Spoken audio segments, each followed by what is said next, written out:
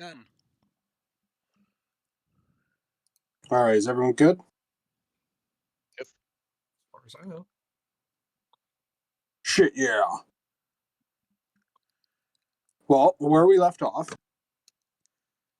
finished up some epic battles, and then we're taken back to the Seekers Guild Hall, where you shared conversation with Valeria over a number of the different books and tomes that you had found, along with her gleaming knowledge and information about the questions that you had, and the interest taken into Barney, while also expressing interest in wanting to read the said books that you had found, but obviously each one of you has one that you have sort of kept to yourself.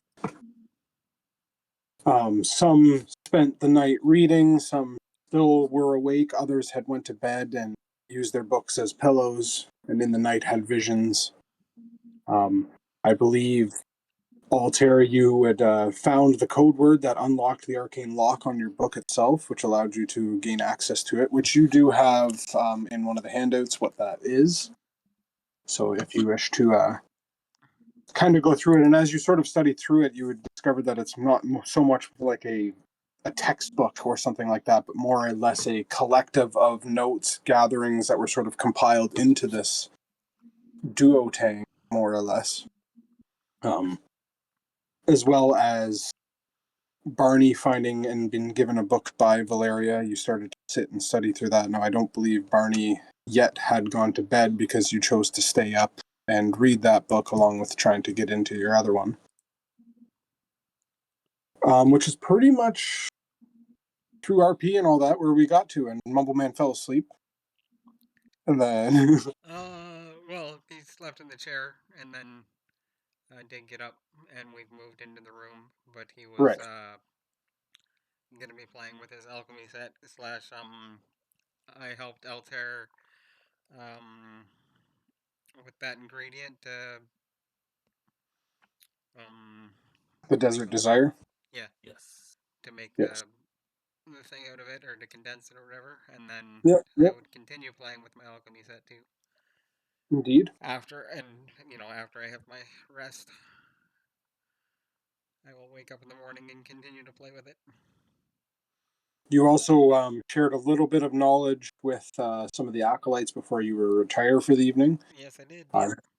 You were shown your quarters in which you could stay, which was pretty much like a bunky type hall for all of the archivists and librarians of this place to sort of gather. It's not so much individual rooms as it's more of an open room concept, sort of pick a bed and fall into it kind of place. But those who spent the night, obviously long rest to be had by all. A hard day's battle, bit of powering up, Bjorn being left with questions from his vision. Well, I'm not sure how long Altair you stayed up to study through your book or not, but you could probably get through a lot of the notes within an hour or two. Barney, yours would take a bit longer to sort of get through, so I'm not sure how much of the night you spent doing so. How long would mine take? Because it technically wasn't like end of day, like it was approaching evening by the time you had got there. So It was pretty early, I thought. yeah, it wasn't like it was nighttime yet, by any means. But I know a lot of time was. How long would it take me to read the book? Sorry, I'd probably say the one that she gave you would be a couple hours to skim through. I know it doesn't amount to that much when you read through the note side of it, but it would take you a couple hours to get through that book, and if you chose to try and get into your other one as well. Yeah, if it only takes a couple hours, I'll get into the other one. Yeah. But yeah, and you would be able to spend that day, get a little bit of downtime and prep. So that would have also been that time spent for Mumbleman helping Altair and talking to the acolytes and giving them some information. Indeed. Yeah. And that's pretty much where we pick up. So I'm not sure if you guys were looking to do anything before the rest of that day went through. Obviously, food was being presented and given to you. So in that time frame, you could have definitely, filled your bellies, had a nice long rest, relaxed and kick back. But if that's where everyone wanted to pick up, we can pick up in the morning after. I do want to pick up in the morning, but there's one other thing that happened that we haven't mentioned is Valeria asked for our assistance in Mhm. going to crash, I believe, and helping out one of her colleagues there. Indeed. Yeah, that was a sort of left up in the open air where she had requested aid if you so choose to assist. But she was essentially trying to source outside guild help so word wouldn't travel from other guilds that she's looking to employ someone else to sort of go through and aid, sort of off the record, I guess you can say. Yeah. So that was also one of those presentory offers that was left on the table that would be discussed the next day. So, and Well, whatever you guys choose to do there, but as if morning has taken, you can all arise in your own and go about the day as you see fit. in the morning, when Barney begins to stir and wake up once he's dressed and mobile, Mumble Man is going to call him over.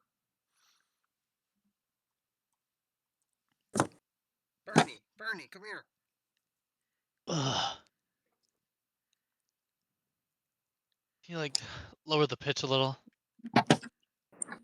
Yeah. Um, I got something for you. And you see he's at a table with, vials and stuff set up, and he's got some flames and burners going, and there's things bubbling away. And on the table, you see three rough clay containers.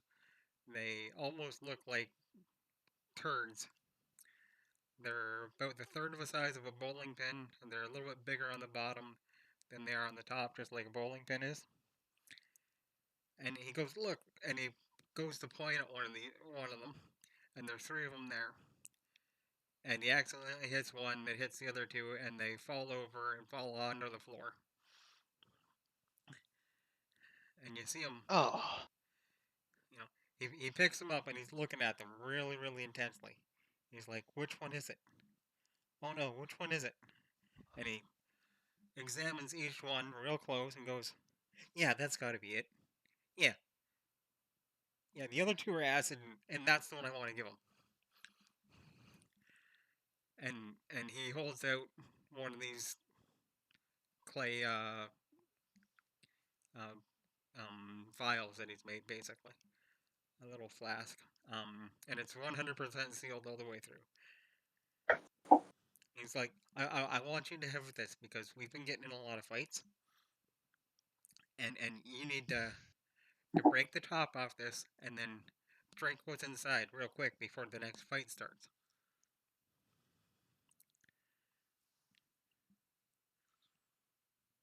Sketchy. I just break it. Yeah, you break the top off and then you drink what's inside. Oh, I drink it. Yeah. Drink it. I don't Okay. rub it on myself. No. This you definitely want to drink. Okay, Might not sounds taste the good. best, but it's experimental. But I'm pretty sure it's gonna help you. Sweet. And yeah, Thanks, Mama Man. it's not one of the acid ones. These two are acid here. They're for me.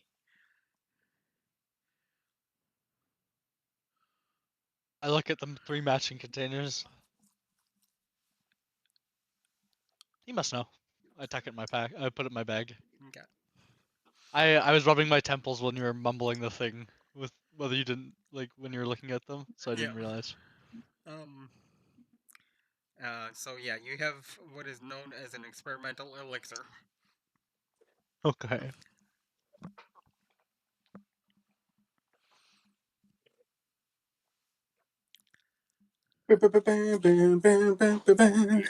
And I start to disassemble the Oh, contraption in front of me and pack it away. Bjorn kind of sits up, starts donning on all of his gear, staggering up to his feet, still kind of trying to figure things out from what he saw. Picks up the book, and just shakes his head and stuffs it in his tucks it away where he can carry with him, Yeah. and start walking towards the stairs. Food. I want food. You begin to sort of head out and head towards the stairs that you remember being led here the night before. Scent of food catches your nose, whether it be from downstairs or from somewhere down the hall, you're unsure, but you do smell cooking and food being prepared from within this hall somewhere. You pack your book away pretty heavy as you tuck it away, and it sort of rattles, clanks, and you tuck it back in your bag and start to make your way. I'd say all. as you're at the stairs, you hear Mumble Man curse to himself really loudly and go, "Ow, that hurt!" And "Oh, does that stink?" And "Oh, I'll be fine."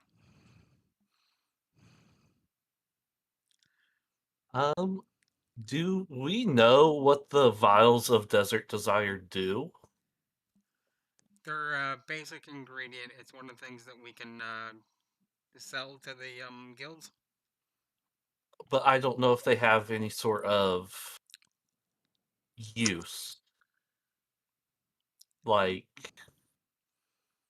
I guess a potion would. Like resistant to heat or like anything like that. No, it's just an extract as far as we're currently Okay. aware. Yeah, there hasn't been a lot of experimentation done with some of these ingredients to sort of ascertain what their properties are. Sounds cool. Yeah, so if you wanted to spend some time with it, you're making testing with it or making extreme nature checks to sort of, I don't know, it's hard to really say.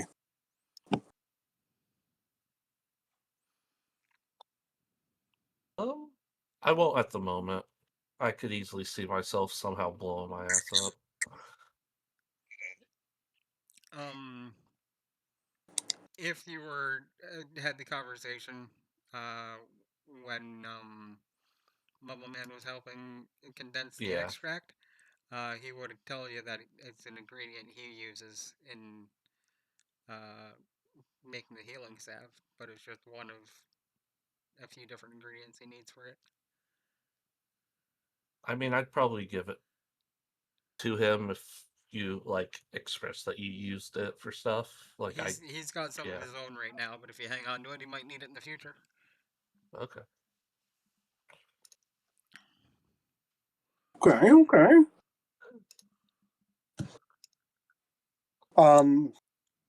Bjorn, you said you went downstairs? Yeah, I'm following my nose to food. Start to go downstairs and you branch down into that hallway that led to the stairwell that got you here. And you start to come back into that sort of entrance hall that where you had left Valeria's office and where the studies were, where all those archivists were in the midst of pulling novels and reading and of different areas of study around. And you can see that there's a large gathering of studious individuals that are sort of gathered around. You see Valeria at the head of one table and another sort of adorned figure standing at the head of the table, and they seem to be going through piles and piles of books, most likely in relation to some of the information that you have found from the day before.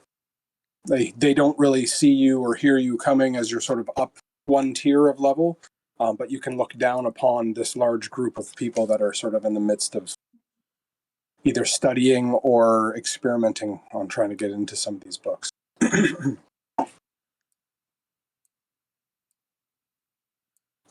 Mumbleman, you walk down the hall the opposite direction. You see Bjorn sort of go down some stairs and head out. You walk down and you can see that there are some tables here where people have been sort of, I'm going to say, quote unquote, resting or eating here.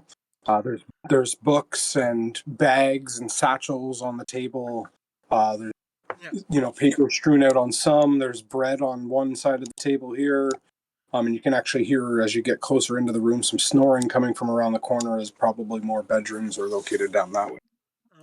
It just occurred to him, to check what was around the corner, and he realized, oh, I didn't have to be up against the wall in my little small area. I could have used one of these tables. Yeah, you were using kind of like one of the foot lockers at the end of the bed before you kind of realized, like, oh shit, there's open space here. Oh well, here we are. Yeah. And no, I'm gonna, basically follow Bjorn and catch up to him. Okay. Let him take the lead. I'll be at a distance, trying to stay mouse-like and quiet and at the walls and stuff. All right. Those who choose to follow will eventually meet the scene as well.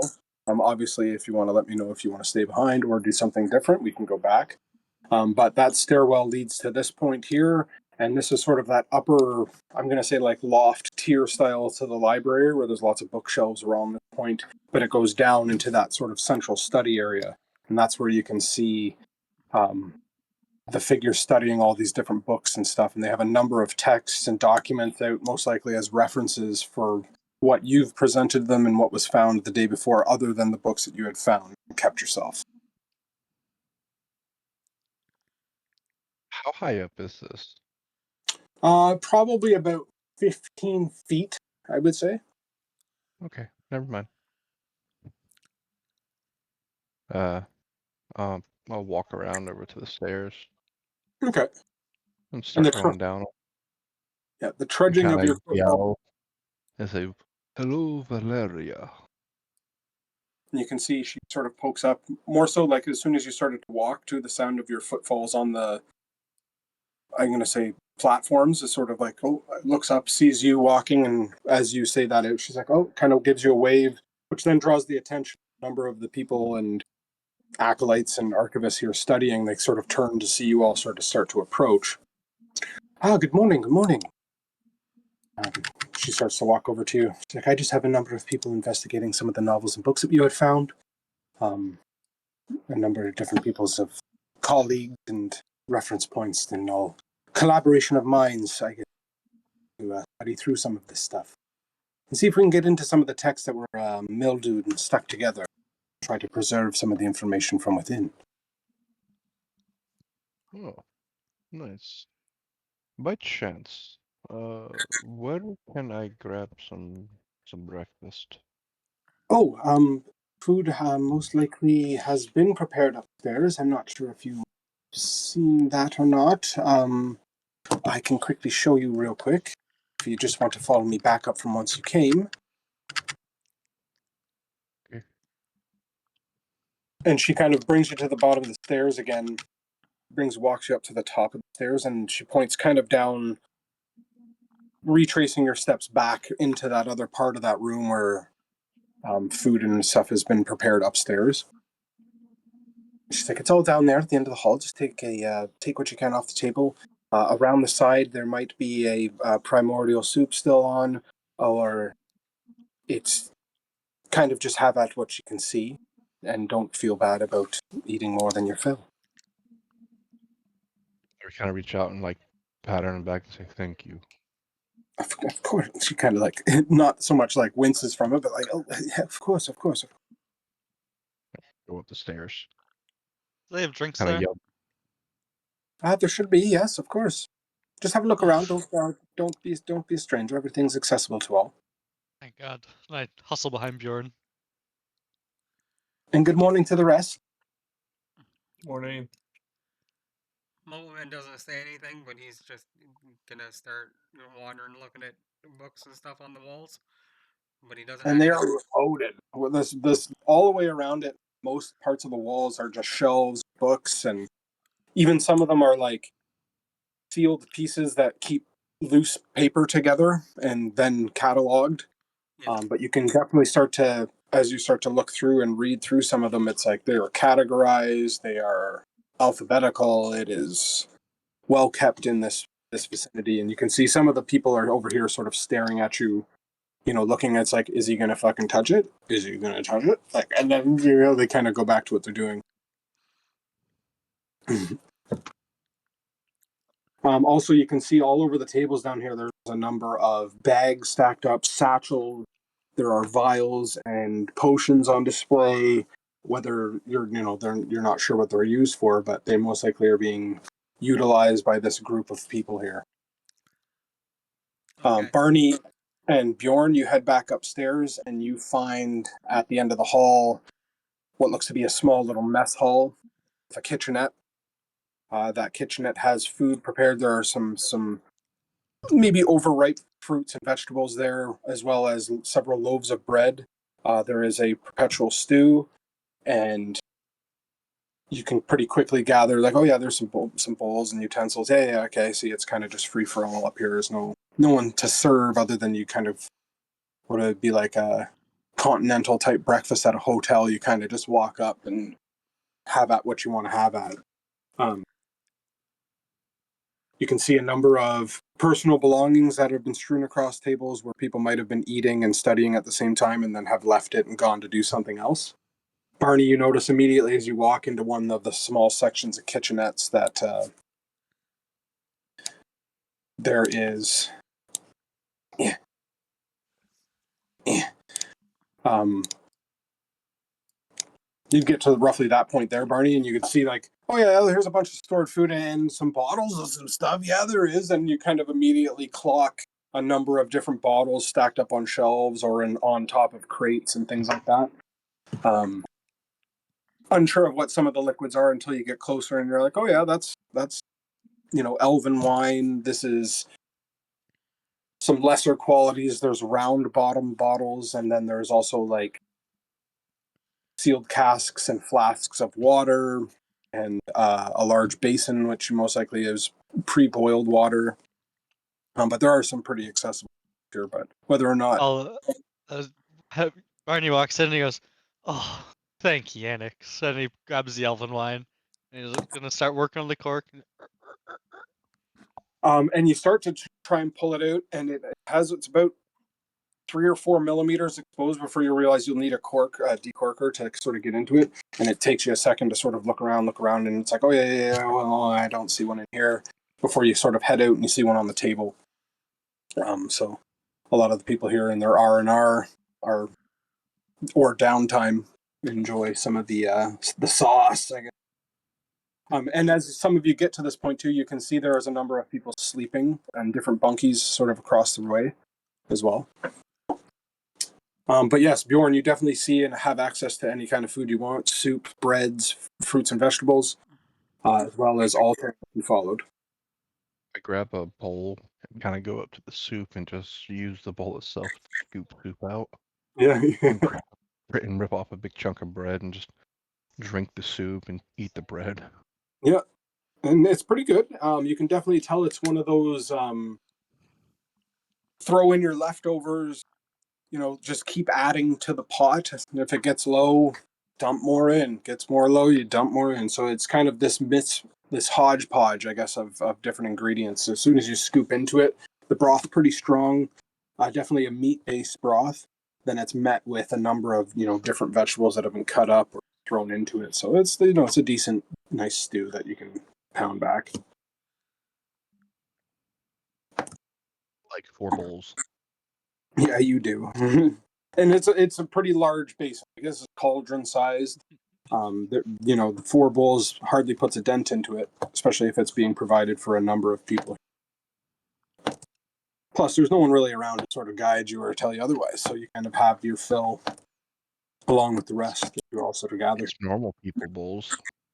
I'm not normal sized. Yeah. Like, I take the cauldron and sit down.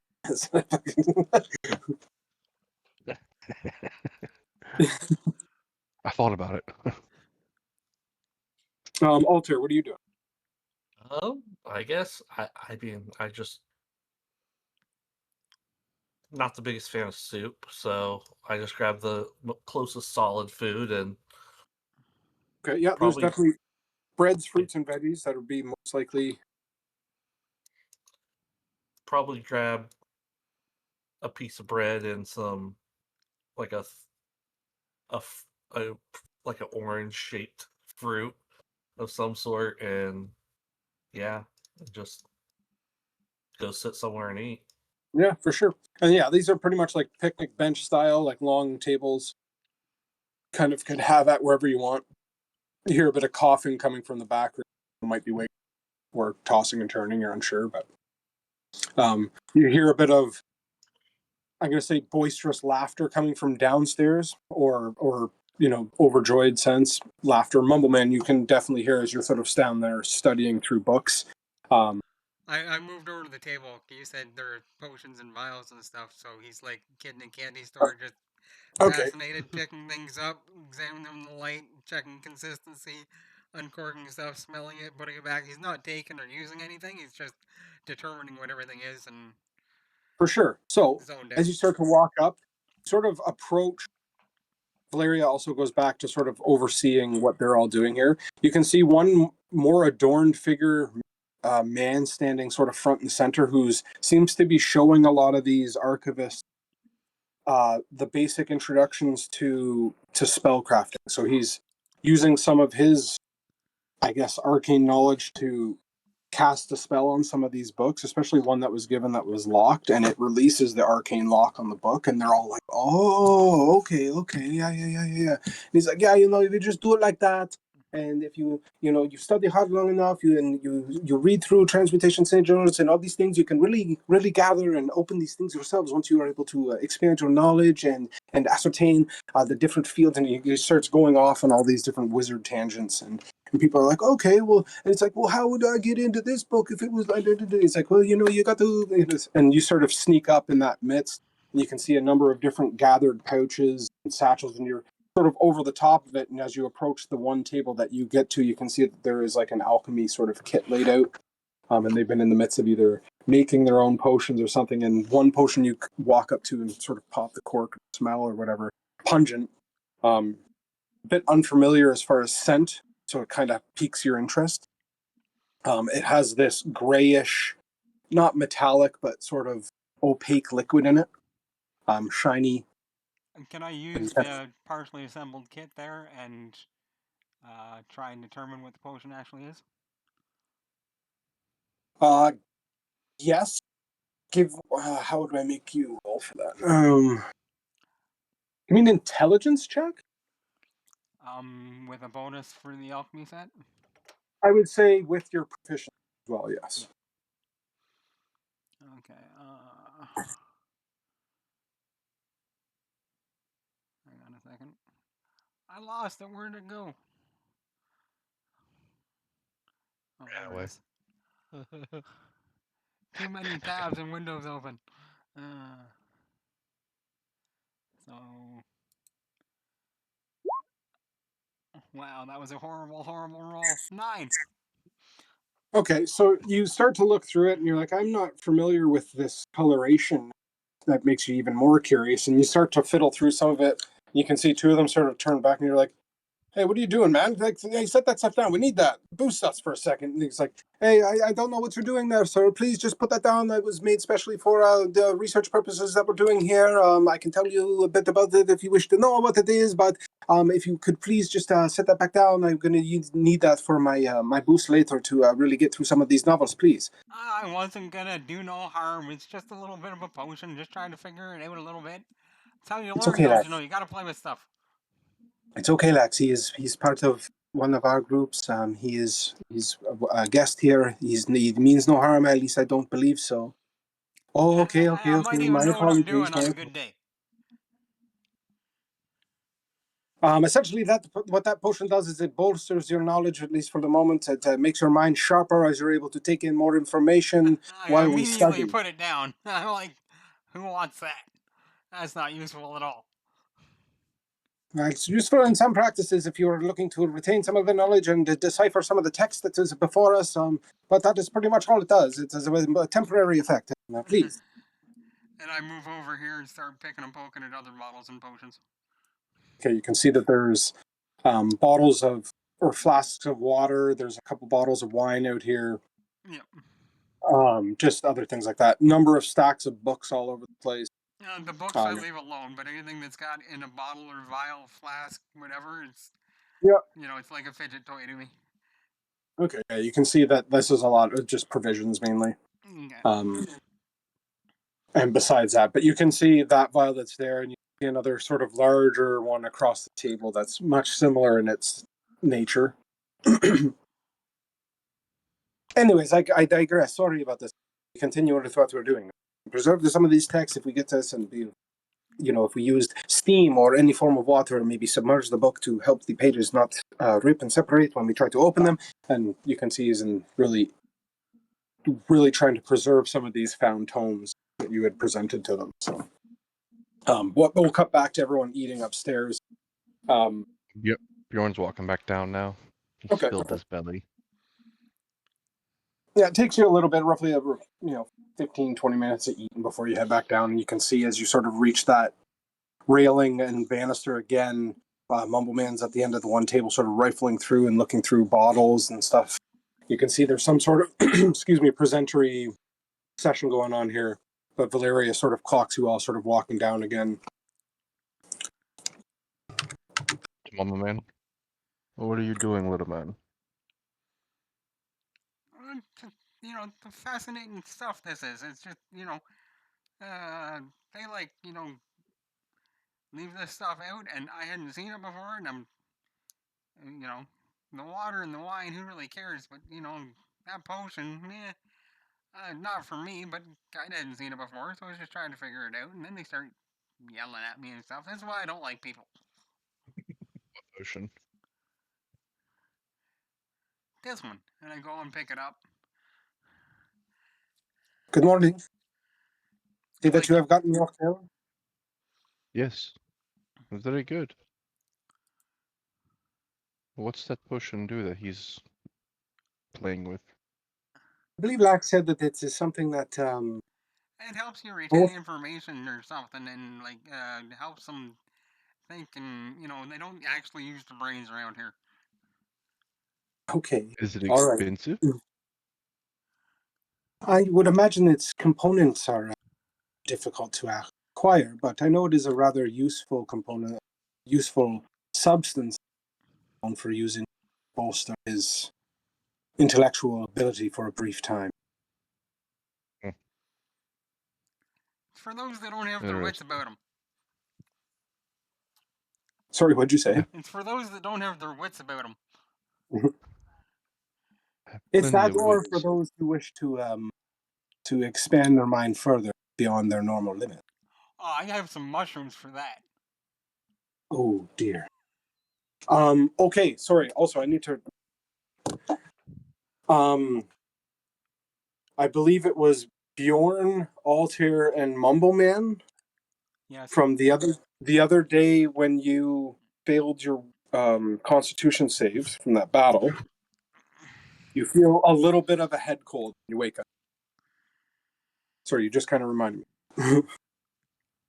So after a night's rest, you feel a little bit of stuffy nose, just a little bit of unease. Just nothing that's major, no huge detriment, but you just feel a little bit off. That's all. I'm pretty sure I failed mine. Was it you? Yeah. I think Okay. I passed mine. I know Okay, I so then failed I mine. mixed that up. Actually, I think Bjorn was the only one that succeeded. Okay, Yeah. so I mixed up Barney and Bjorn. So yeah, Bjorn, you're good, but everyone else feels a little bit off, nasal today. This is where I sneeze and kind of rub my cuff across my nose. When Barney notices during his second cup of wine at breakfast, he's like, gonna need more wine.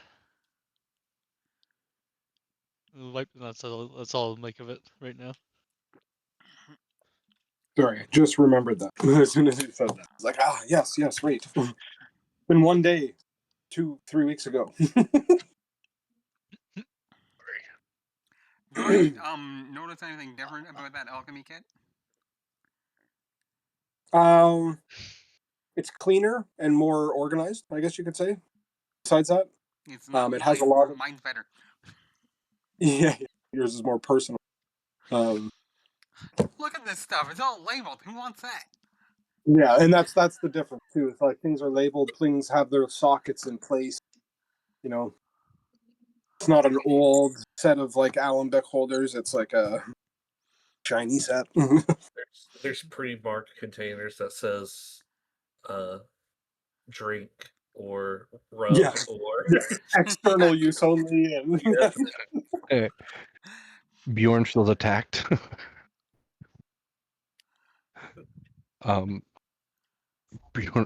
Bjorn walk. How sturdy are these columns holding up the? I'd say pretty sturdy. You can walk up and you can see they're probably about a foot by foot, and they run from the floor to the top of the edge of the, I guess, railing above. So Bjorn kind of wants to work out some, like make sure he's gets blood pumping.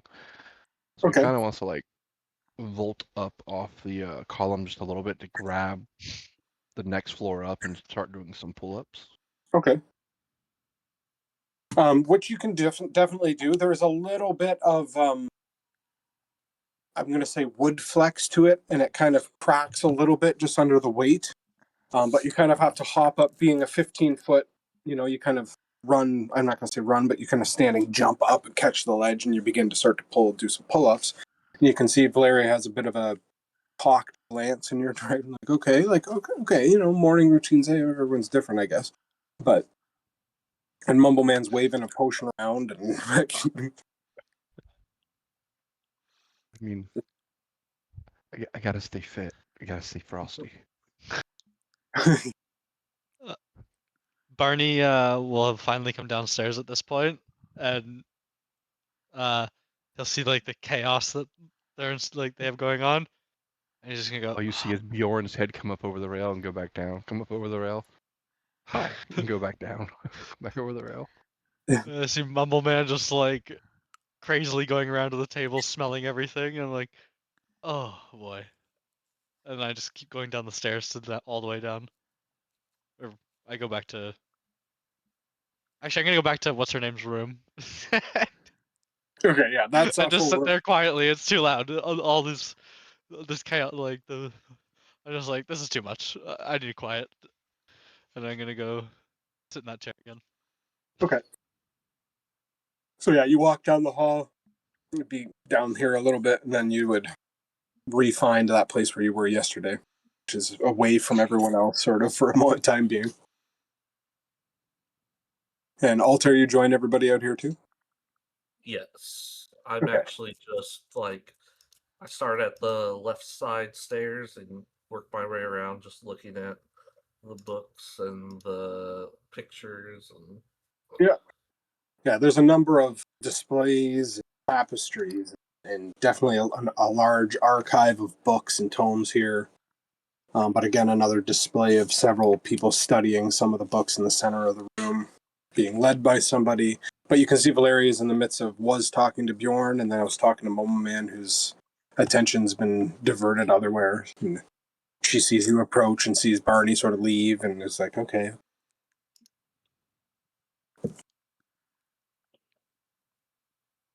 Good morning, Altair.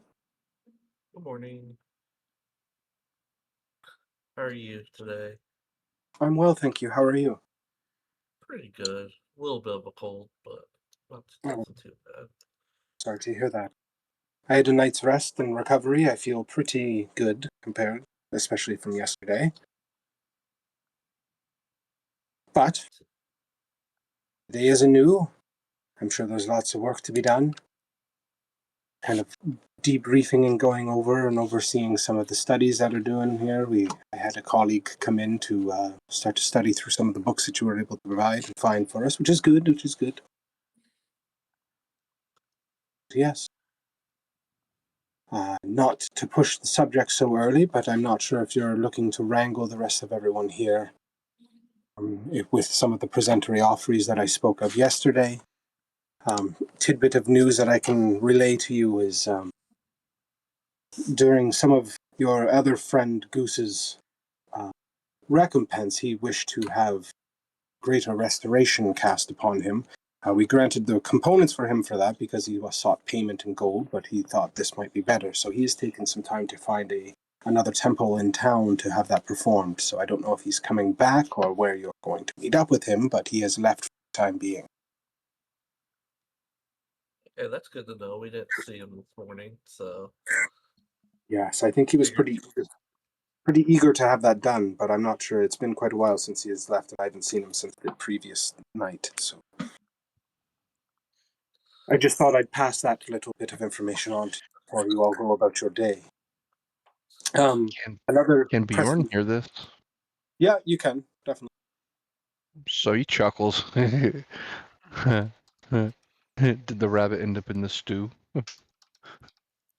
I sure hope not. Again, last I heard, we had granted him the components to have a powerful spell that would really, I guess, revert his mange and prevent his, or regrow his stubborn arm. I haven't seen him since, so I'm not sure. And I'm not sure if anyone else had enough time to study through some of the books that you had found. And if you are able or wish to, obviously you don't have to, leave them behind for study. Again, and she kind of is like being very handy with her movements. I don't want to press that matter if you wish to take them with you. It's just we have a number of people here who are capable to study through them and transcribe the knowledge onto other pieces of information to keep both pieces safe and make duplicates of these things so we can pass this information along. Or just remember that we are here if you wish to grant that information back to us at some point.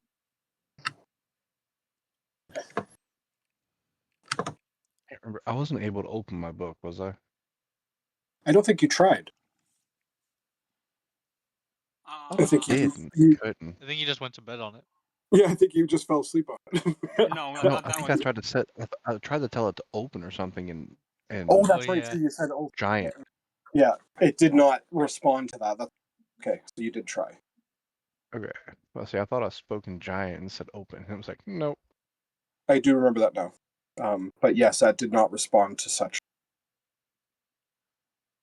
At least the back half, because it's a weird shaped book as well, because it's about a foot thick, and at least half or 3/4 of it isn't made of paper. It's kind of a weird object as well as a book. So I do pull my book out with her saying this. I kind of look at it, and I Okay. know primordial, and I have to say open and primordial. Okay. Also does not react. You can see a little bit of like the flash flare from the incantation that has been cast on the book itself, but it doesn't seem to release or open. You can see as well as Shaking it like a kid. yeah, and when you shake it, it's like shaking a Christmas present. It's kind of like there's loose objects inside that other part that's not the book, and whatever you're shaking around in there is being shaken around. So there's a bunch of loose objects inside of it as well. I stop and look at Valeria. Help, please. Okay. This would probably be the most opportune time for this. And she kind of like tries to take it from you. She goes, Lax. He's like, Joss, we have this one here that definitely has another one of those. Oh, okay. Oh, geez. Oh, my gosh. And he kind of pushes past one of the guys. I'm like, what the fuck? And like gets pushed against the table a bit. He's like, let me see. And she kind of like sets it down on the table here for a second. And you can see a couple of them turn their attention while other ones are still in the midst of trying to use spells to try and preserve some of the other. But anyways, they're all in the midst of doing their own thing. Only a few notice what's going on. He's like, ooh, okay, this one looks a little more unique than some of the other ones we found. Okay. You can see him. He's flashes for a moment, and you can see his eyes light up a little bit, and he still has some form of spell cast upon himself. Okay. To open your mind, I see. This is also, sorry everyone, this is Lax Silra. He is an archivist. He studies mainly within the main hall of the town, but I've requested his aid in being able to transcribe and read some of these books that you have found. Hello everyone, hello. And he kind of starts looking through and, okay, this one looks like it also has an arcane lock enchanted on it. Okay. Hey, you there. This would be a great opportunity for you to be able to practice some of this. He's like, oh, yeah, absolutely. Thank you. I would love to try. He kind of steps up. He's like, sets the book down. Bjorn, you see him sort of, you're sort of overshadowing all of them with your height. You can see very clearly from even where you are. He's like, you see, this is the same sort of similar enchantment that was placed upon some of the other ones. Now, with your hand, use that somatic to release the lock as I shown you before, and you can see him start to try and guide his hand across it. Okay. He's like, yes, like that, just like that. And you can see where that. Oh, and you see, watch that ribbon-like incantation that's on the book release. He's like, very well done. And as it releases, it flashes, and you watch this sort of beam shoot out and hit the archivist who was in training trying to do it, and he fucking erupts into dust, just. And he goes, "Oh my god!" Backs up. This guy here is just completely fucking disintegrated. This arcane lock had a sigil that ignited after it was released, and with a natural one on their part, not seeing any of the other flashing and signs of this, this archivist in practice is completely fucking dusted. And he's like, oh my god, and players, oh my Jesus, and everyone's like, holy shit, like, what the fuck? And Mama like your Man's book, looking behind him, going, "Where'd he go? Where'd he go?" yeah, and Searching the the room book's for left him. on the table, and the incantation has been let off, but the trapped spell released a disintegration spell onto whoever opened it, and it was in fact this trainee at the moment who has now been completely dusted. Oh my god. None of the other books that we had found tonight had any of this kind of trap. Oh my gosh! And you can see him like he feels responsible, and he's not having a good time. Valeria's like, oh my gee. Everyone's like, is everyone all the other books have like this? We didn't even know. It's like, Valeria, this is a problem. Like, what the fuck? And they're like, I'm so sorry, everyone. Calm down. Calm down. It's okay. Everything is going to be okay. And he's like, oh geez, oh geez. Well, on a side note, he looks to you, This Bjorn. is why I don't like books. The lock is off and now taken, but uh, whew, I'm just really glad it was not myself. Geez, we have to take more Bjorn precautionary measures. goes over there and grabs the book and pops it open. You can pop it open, and you can see in the front, the part that is not the book, as you pick it up, starts to separate from the book. And it was two pieces bound together by arcane lock. Inside this, there's a stone and wooden box, and then a very rudimentary, written in giant book that's been sort of scribbled together. It looks to be either like a journal or study notes or something. Which do you open first? The book that's written in giant.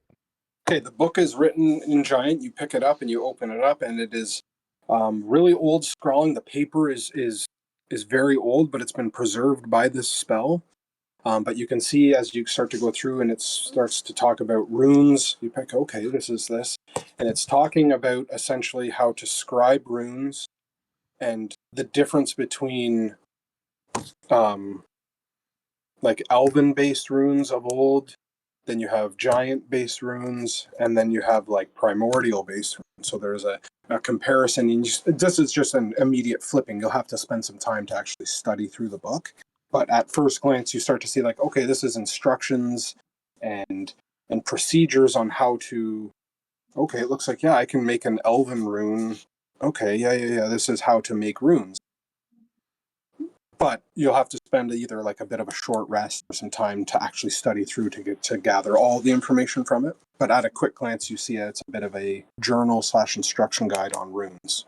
The first time you look up from the book, you see Mumble Man, and he's bent over, and he's got a little dustpan and a little dust brush. And he's collecting and sweeping dust off the floor. You can And he dumps it in a little packet and puts it into his pouch. you can see the one behind you is just wide-eyed. Bjorn, as you look, there's just staring at Mumbleman sweeping up this human remains here, while Lax here is like, "Oh, hey, yes, that's true. We should definitely clean this up. I'm a bit awestruck from this reaction. Uh, Valeria," and she's like, "Okay, yes, I'll have this cleaned." Oh, it's And you perfectly can clean now. I got every last speck. Just you can definitely see it's left a lot of like confusion and just like has halted everything after that. Yeah. But yes, Bjorn, you can Uh, see that there's a book on room. okay, I want to grab that box now. Okay, Kind of crack open the box. sure thing. Something's And in then there. you kind of it sort of opens up like a book. The top opens up as if you were just beginning to read a novel, and on the inside you can see there is about 4 or 5 small, some are either made out of rock or slate, and there is a couple that are made out of like pieces of metal, these almost like I'd say pencil or pen sized scribing tools. The metallic ones are okay. One of the shale ones is broken, and there is a plate roughly about 3 inches by 3 inches that might have been like a baseline for a rune inscription. That has also been cracked. But there are 3 tools in here, old, a little bit, I'm not even going to say rusty, but just, pretty well used, maybe patinaed a bit, for scribing runes onto stone. In here as well, you can see that there is a number of like dust from scratching. Like this is used as like a small table that you would scribe in.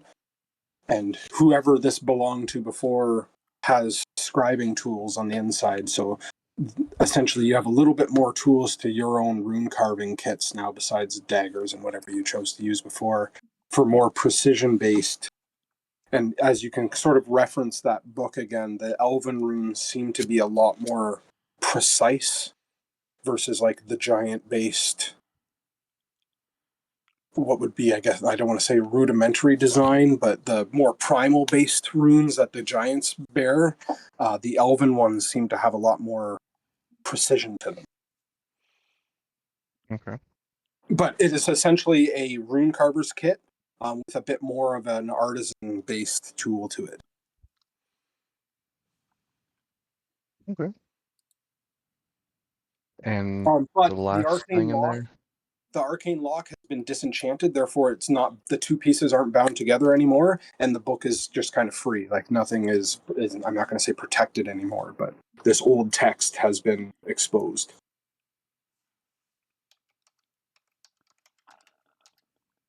What was the third thing that was in there?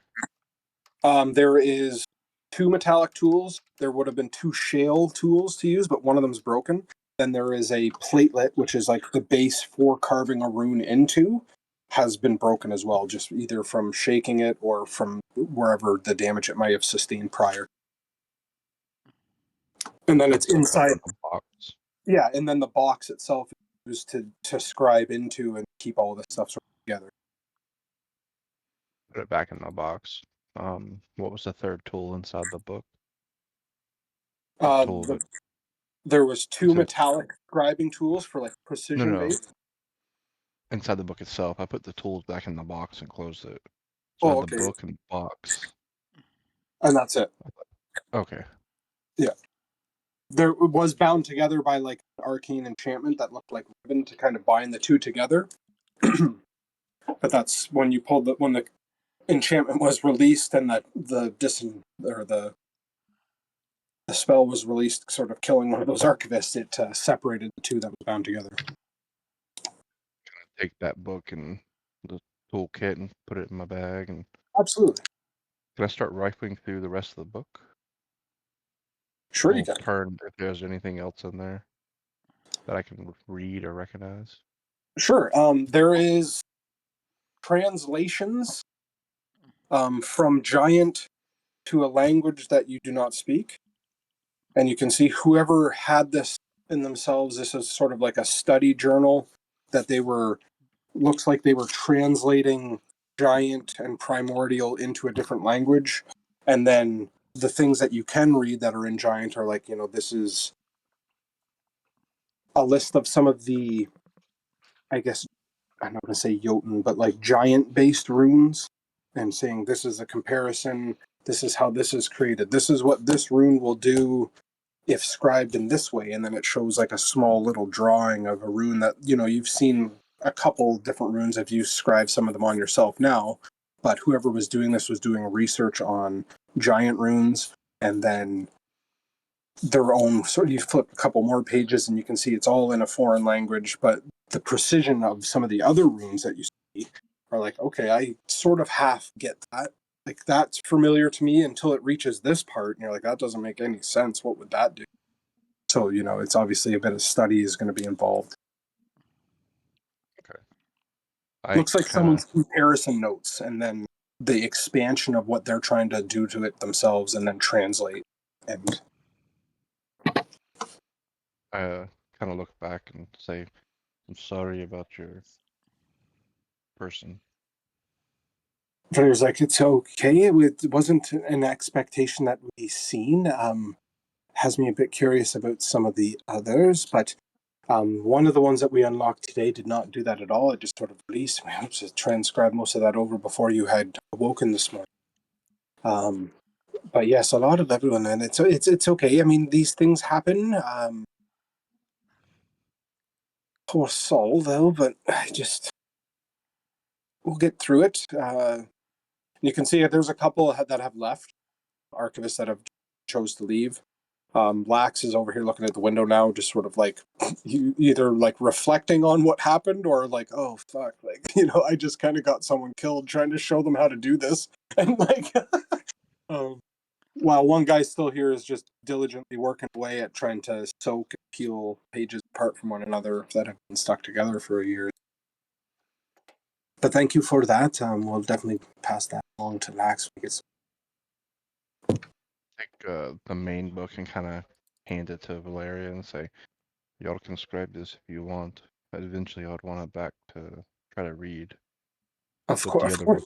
the other book I'm going to keep and go through it, seeing how it's in my native tongue. Okay, all right. Yeah, it looks like a journal, and she starts to flip through it a bit.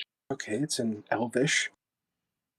Okay, yeah, we can have this transferred. We can copy this directly, and then I can just give this back to you, or give you the printed copy. It's your choice. It will take a bit of time, though. Just give us time. It will take. Fine. I'm gonna go sit somewhere now and start reading that giant book. Okay. And yeah, there's Yep. lots of tables. Like underneath this banister, there's a number of benches, stools, tables, just sort of around you can study at if you so choose. This one, Okay. I'd say, Altair, what are you doing? You still just wandering around looking? Yeah, I'm just still wondering on looking, seeing if there's any other books that they might have that might pique my interest. Okay, If, give me a perception check as you sort of walk through, because there is a number of books, especially you've been spending yes. some time sort of wandering and sort of looking through.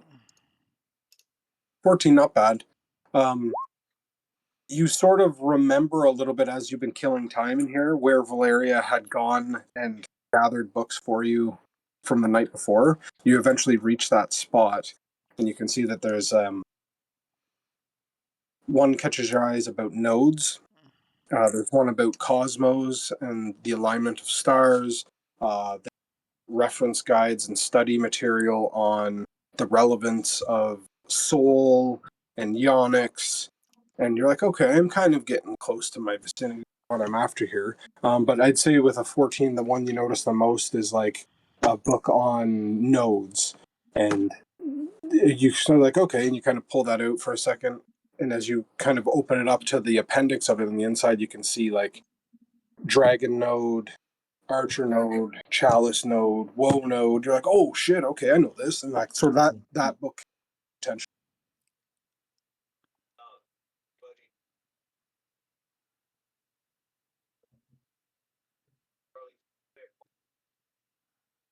I guess I'll ask if I can like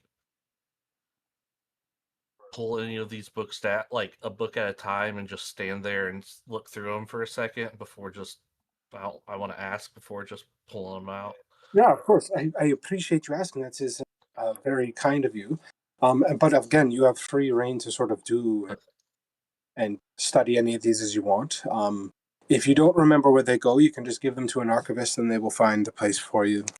But besides that, thank you at least for asking. But of course, you have free access to anything in here that you wish to read. If you wish to take any of these from the establishment, just let me know before you do so. Okay. And Barney, what are you doing? You had snuck off to Larry's office. I was going through the books again just to make sure I didn't miss anything, just like quickly skimming, making sure I didn't miss any like notes, and mostly what I was doing was just making sure I copied down any symbols that were on it Okay. at all, and then just double checking everything and having some peace and quiet and finishing that bottle of wine, and then I'll head back after that. Okay, so yeah, there is a symbol that you copy out of one of them, and that was that sort of crest. It kind of looks. I'll take a. How can I do this? I didn't see it anywhere. I know I did describe it a bit, but it Okay, doesn't yeah. show it in that. But it looks like this.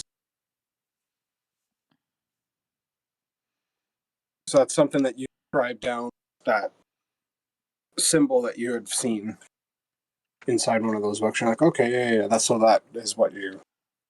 I can bring that up for you at any time if you wish. But Oh, that's okay.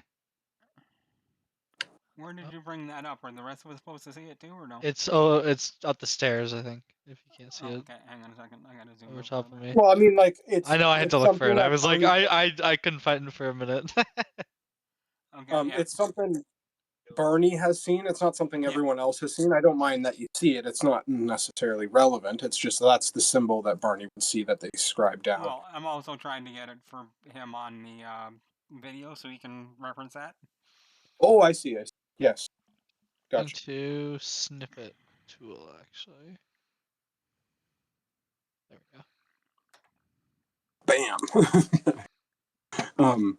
But yeah, that's the symbol you see inside. Whoa. Yep. So I'll just leave that. Doesn't matter. I'm over at Lax telling him not to dwell over spilt ale, and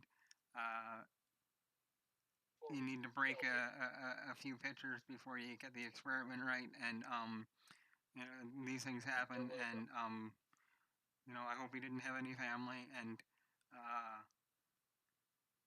besides, we got the mess all cleaned up.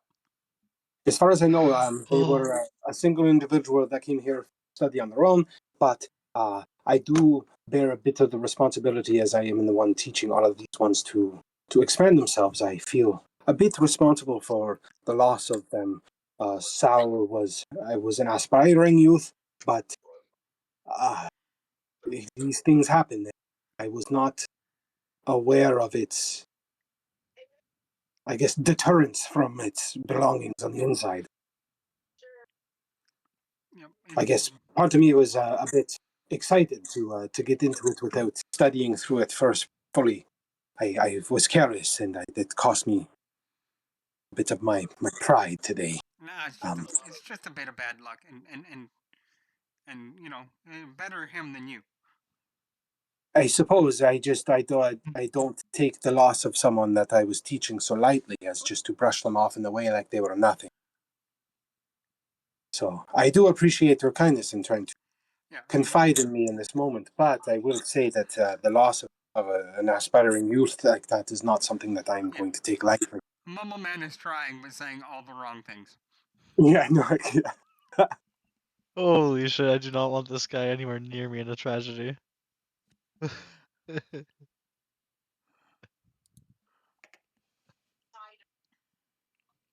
but you are right, sir. The process goes on, everyone. We will take a small break. We will come back strong. We will study through everything. I might go grab someone else from the upper just to assess some of these books before we process any more. You need to replace him quickly. And Mumbleman says to himself as he wanders away. Yeah, you can see some of them start to like break, and everyone starts to move away from the table, go on break. Some disappear upstairs, some disappear outside, and it sort of leaves all the I guess the apprentices have all left, and it sort of leaves Valeria and Lax and them all there. These two over here in the midst are cataloging. They're up on little stands and stools, putting books and taking books out, wiping them, putting them back. They're not part of the study crew. They're part of the maintenance and cataloging. So, well, what a start to the morning. Barney comes down the stairs and around and seeing everyone leaving, and he goes, looking around, he's like, Jesus, who died? Come on, guys. We just won a battle. No, actually, there was just a small accident here. We did just lose an archivist due to one of the books that was sealed. The lock on it was released, and it cast an incantation and instantly disintegrated someone who was studying. It was most interesting, almost exciting. He like kind of winces. He's like, "Ah, really? Yeah, No, there's no way. You're kidding, right?" and you can see her sort of like cock an eyebrow, like she's not kidding. She's not kidding. We did just meet someone here. He was an aspiring youth. Barney like rubs his head a little. He's like, I helped clean up the mess. any other joke? He's like, pats him on the back. Good job. Altair, studying through that book, what that Mhm. book is starting to release for information is the locations and relevance of what studies have been made and recorded about the nodes that are strewn across the continents. So it's talking about the Dragon node, and it's like, okay, it's located between Beauvais and Veraza. Seems to be one of the most populated nodes. It bears structures atop its floating rock, a large telescope that seems to be able to view the stars, that they kind of a secretive thing. Unapproachable, not accessible by anyone who's not part of the circle unless invited in. And then it's like, okay, Archer Node, Northern Crack, has been seeing a lot of conflict in recent days. And you can see it's someone's like study notes on these different subjects and nodes. Then these are all like really familiar to you. Okay. I whispered to Barney that, seeing as how we got one of their guys killed, maybe we should help them out and crash. We got him killed. Well, Bjorn did, but it It was an accident. It was not. No. Don't no, tell. There's no personal responsibility other than my own. This is something. Bjorn, like, pulls out a little pebble and flicks it right at Mumble Man. Roll damage.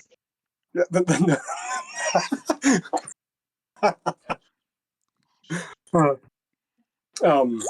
Yeah. Yeah. Right off the end of the fucking nose. and you actually see more than a scrape, an actual cut form, much bigger than you would ever expect from the little flick of a stone. Even if the stone caught him perfectly, it's almost like he's vulnerable right now. Okay, well, hell yeah, you take 2 points of damage. Fuck it, we're gonna roll with it.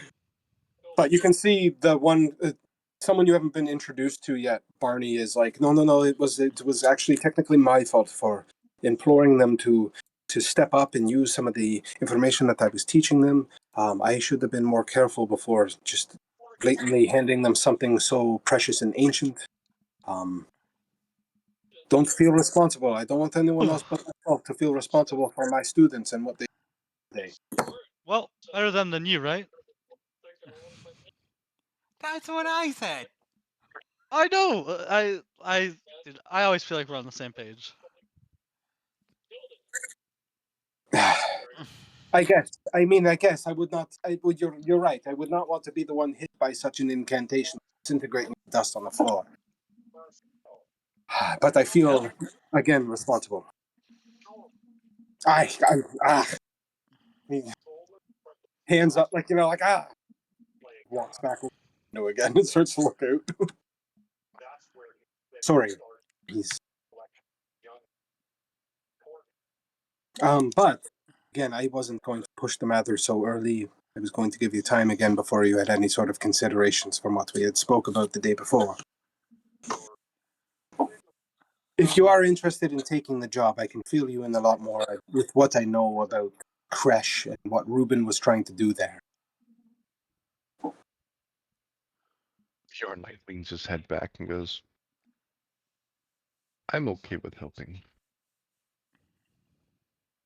Again, with that comes any form of access to this place and whatever it is that you seek that I can try to repay you, or maybe Ruben will have something himself that he'll be able to give you as recompense. We're not the most, I guess, I'm not going to say richest guild, where we can offer, copious amounts of gold for your time, like, say the Ballasteers wish to do with their employees. But I can pay you in other form.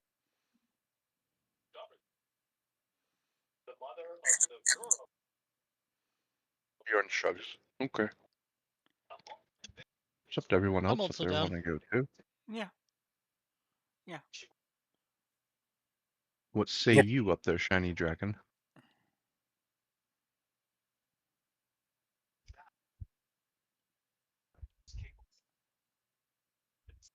You can see Altair's like face into a book, like just. Yeah.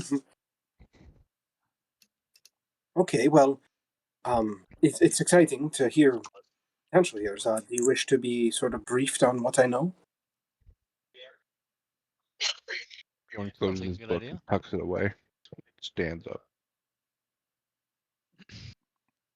Reuben was sent to originally Lucer, which is a sort of a research-based settlement that was crossing the strait to get to the ruins of Port Oswa, because Port Oswa years ago, many years, was used as another place of study as an access point to the throne, which allowed a lot of us archivists and seekers to gather the knowledge and try to retain tomes as a quick access to, say, Locarius, before it was unfortunately destroyed, and a lot of things were left behind there. So Lucer was created on Prac as a easy access point to go from Lucer to Port Oswa to try to gather back all the information that was lost there. Now, in more recent times, Lucer has become under siege quite heavily from the influence of the roots that have grown over the sea. It has taken a lot of northern Prac by surprise, and what we once thought was a sort of lush gift that turned the desert into this vibrant forest, growth and fruit, has unfortunately devolved into the same similar things that we've seen yesterday. Creatures being born from the roots, creatures emerging from the darkness, very much reported and sent back to us here. Reuben was sent as one of our seekers as a prime study for the advancement of the Queen and tracking her roots and progression and what it does. I'm not sure if anyone is aware of the substance that comes from the roots of the Queen. Have you seen this before? Yes, point at I the holes in my harvest it chainmail. quite often. Okay, so you can see she sits down now with a little bit of excitement. She's like, okay, so the milk that is presented from the roots is either, if left unprocessed, is either a detriment or a boon, depending on how it's reacted to your body at the time. A lot of people that we have seen that come in contact with this milk, it absorbs into the body against your will, and then it's up to chance on how it reacts with you. It either grants you replenishment or it can take away from you. It sates you almost. So he was sent to sort of study that and what it can do. But he was under siege a lot in Lucer and retreated from there to Kresh, where he now hosts a lot of his research from. What I believe he was asking for was muscle to gather back some of his belongings from Lucer, although I'm not sure if Lucer itself has completely fallen, because it is under constant attack from the Queen. I have also heard that he has said that during one of his stays there that he had a similar encounter with a hooded figure, covered in moss, eyes burning, before it summoned forth creatures that attacked the city once again. That seems to me like it rings a bell about exactly what we seen last night. So we have a bit of experience firsthand of what he reported there as well. So it has me curious if it's the same person or if it's an enacting group, but that's just me. Reuben has requested muscle at my behest, and I'm going my obviously now believe I have found some to fill that request for him. He might have a lot more information about what he wishes for you to do, but what I know is that he is looking for people to potentially regather a lot of his information from Lucer. At least that's what I think. So that would involve obviously traveling to Kresh, which is not too far. It's a day, maybe two, depending on you the speed in which you travel. I can't provide you any form of quick travel. I don't have any access to. There's no sigils like there are in some of the major cities. But there's also a number of other things that have been posted along the way. If you wish to avoid or be careful of, there is a keep that the Bavarian Guard have constantly battles with a group of goblins that seem to be quite hell-bent on retaking this small keep for their own, and we're not really sure why. That it was something that was posted in the job. I'm not sure if other groups or other adventuring parties have taken that missive yet. But along the ways, if you do see it under rule of the goblins, or investigate if you wish, or go wide, I would stay away because they can be quite cunning. Well, it's the keep that I'm aware of in between here and Crash. It's a great source of an ingredient I use. Oh, really? Okay, I wasn't aware of that. I know that it's not held for a very long time before the goblins sort of usurp it again, and then we just don't really know why, what causes them to constantly come back. Maybe it's this ingredient, again, that you speak of, but it's just been kind of a curious thing, and we wish to try and retain that point, rest and travel spot between Fresh here or between here and Froga, especially during some of the harsher weather, the desert area. But again, that is a task aside from Crash to aid Reuben, so that is up to you all if you wish to investigate along the way.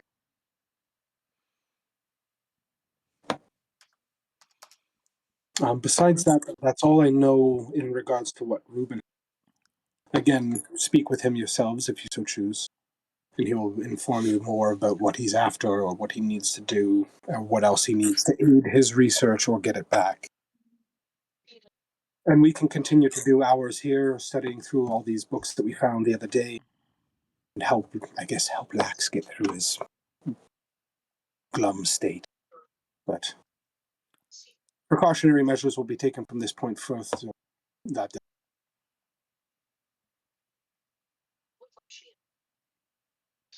We head that way to find him and see what all he needs. Indeed, yes. This is one of those things that we wish to sort of keep this more of a clandestine thing because I don't feel like it's entirely me on my place, but Timaeus lately has been very overbearing in the operation of the guilds, not just for profit, but just for either protection of the city. And I feel personally like something else is going on that's really distracting him from the point of the trio of guilds working together. But I don't wish to involve the Ballasteers in this particular instance. Well, I won't tell guilds nothing. Never have, never will. Not really a fan of them.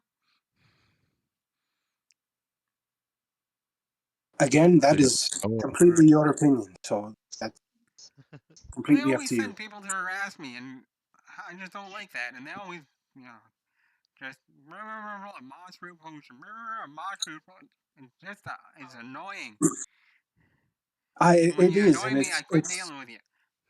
between Timaeus and Elvio. They both really wish to acquire such a. I believe to profit off of only. I don't believe that they host the betterment of the populace. They want to sell it, and I don't understand that. To me, that's just completely foreign. I feel like something that you have created that is so powerful to stop an ailment and such is should be spread around at ease to anyone who requires it. But that's just my stance. Again, you didn't hear that from me over speaker. No, I think you're standing in the right side of that line. There ain't no I mud know on your boots. Proctor Gron feels the same way. The Nolish fellow that we had spoke to before, he views it kind of the same way. He's also a bit concerned, I guess you can say, of late how things are being operated. But he is quite busy on his own tangents and subjects on his own. So, anyways, I digress and I speak too much. I won't take much of your time if you wish to do what you all had to do. I don't want to keep you here any longer than you need to or feel like. Well, I ain't doing nothing. Or we got any plans, or could we leave for Crash Lake right now? That's completely up to you. I won't hold you. You're obviously welcome to stay here as long as you require. Beds are free access, food is access, study and research is access, especially for what you have done yesterday. I wouldn't mind doing a little bit more research today before we leave. Yep. Okay, is there That's anything fine. that I can help you with or guide you along, or were you able to ascertain anything from that book that you had found? Oh, one sec. I'll see what the rest of the group wants to do first, because maybe we'll leave if everyone wants to leave. Altair, you want to stay for a little bit or leave? I'm fine staying a bit and look so I can I yell out. finish looking through the finish looking through these books. And I just mean, it is still quite early in the day, and you can see her look out the window now. It's the first time describing it. It is a bit overcast outside. Doesn't look like it's raining or anything, but it isn't sunny, and it's still quite early in the morning. So you still have the whole day before you. So. I mean, also since it is early in the day, I mean, if we get open, I mean, if we get going, there's such like these books will probably be here for us when we get back. Um, if the information we're not looking up doesn't go directly toward what we're gonna go do.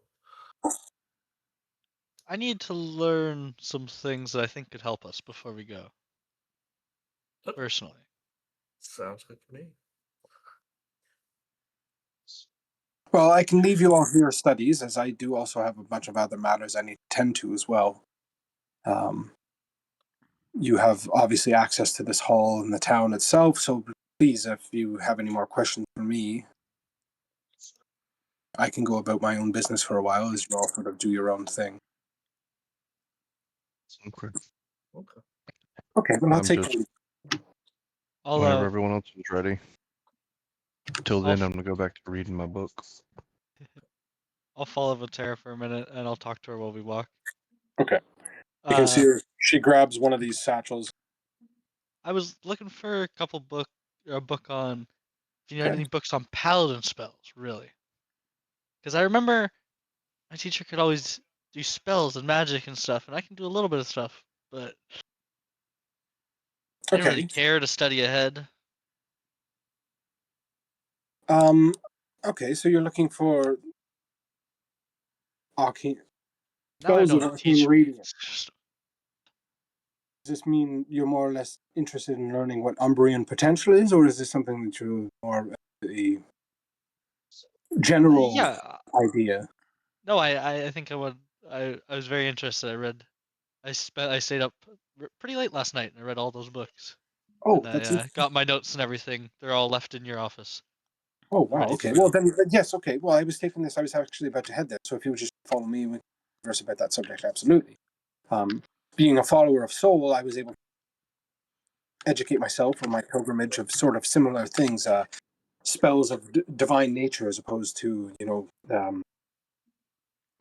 internal arcana like sorcerers able, or like for example, like Lax studying across these silly sigils and things like that. The boons granted to us in our worship are these are different, and they operate in a more fundamental way than that. Um, it's something more we can draw from ourselves, granted all upon us, versus something they read and just cast from a book. And this is her walking and talking to get to her office. While you two are walking, talk, Mumble Man, what are you going to do? Well, if we're staying here, he's gonna find a corner to set up his apparatus again and start playing with ingredients and seeing if he can come up with anything new. Okay. Lax leaves at that moment, Is turn, sort of walks out. Sorry, go ahead. is there a way to send another player information on Roll20, or would I just send that through Discord? What are you looking to send? I want Barney to be able to read part of the book that I I can share the handout with Josh Sure. if that's something you wish to converse on. And then, Yeah. Sure. okay. Yeah. Okay. I just realized it's 9:00. I'm not sure if you guys want to take a quick break and we can pick right back up. That went fast. No. Yeah, it did. It sure did. It fucking We've did. been Yeah. in the library the whole time as well. Like I usually know. it'd be like But hey, it's good shit. I have no issues with what's been going on here. So sounds good. yeah, I'm just gonna go say goodnight to my wife, and then I'll be right back, guys. Yep. Thank you. Actually, here I'll share that handout to Josh right now. That way, it might be something you guys can converse a little bit before. There you go. There you go. Okay. Yeah, then you can explain it to me before we role play. Yeah. Telling me.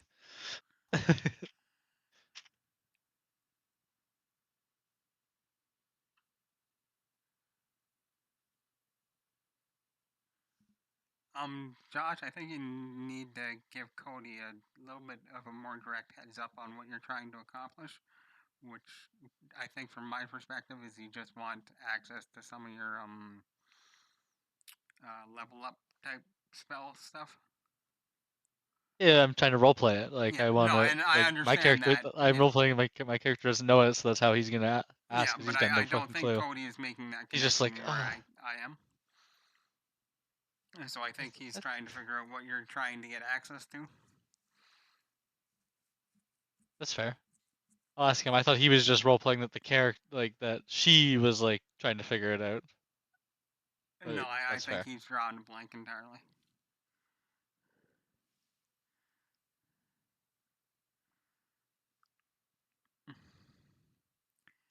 And just for everybody's information, uh, the reason that rock cut my nose so severely is part of my alchemy stuff is I do a D100 roll once I've done my alchemy stuff for the day, and different effects happen. And what I rolled this morning, I rolled a 6 on a 100, and that means I am currently vulnerable to bludgeoning, piercing, and slashing damage.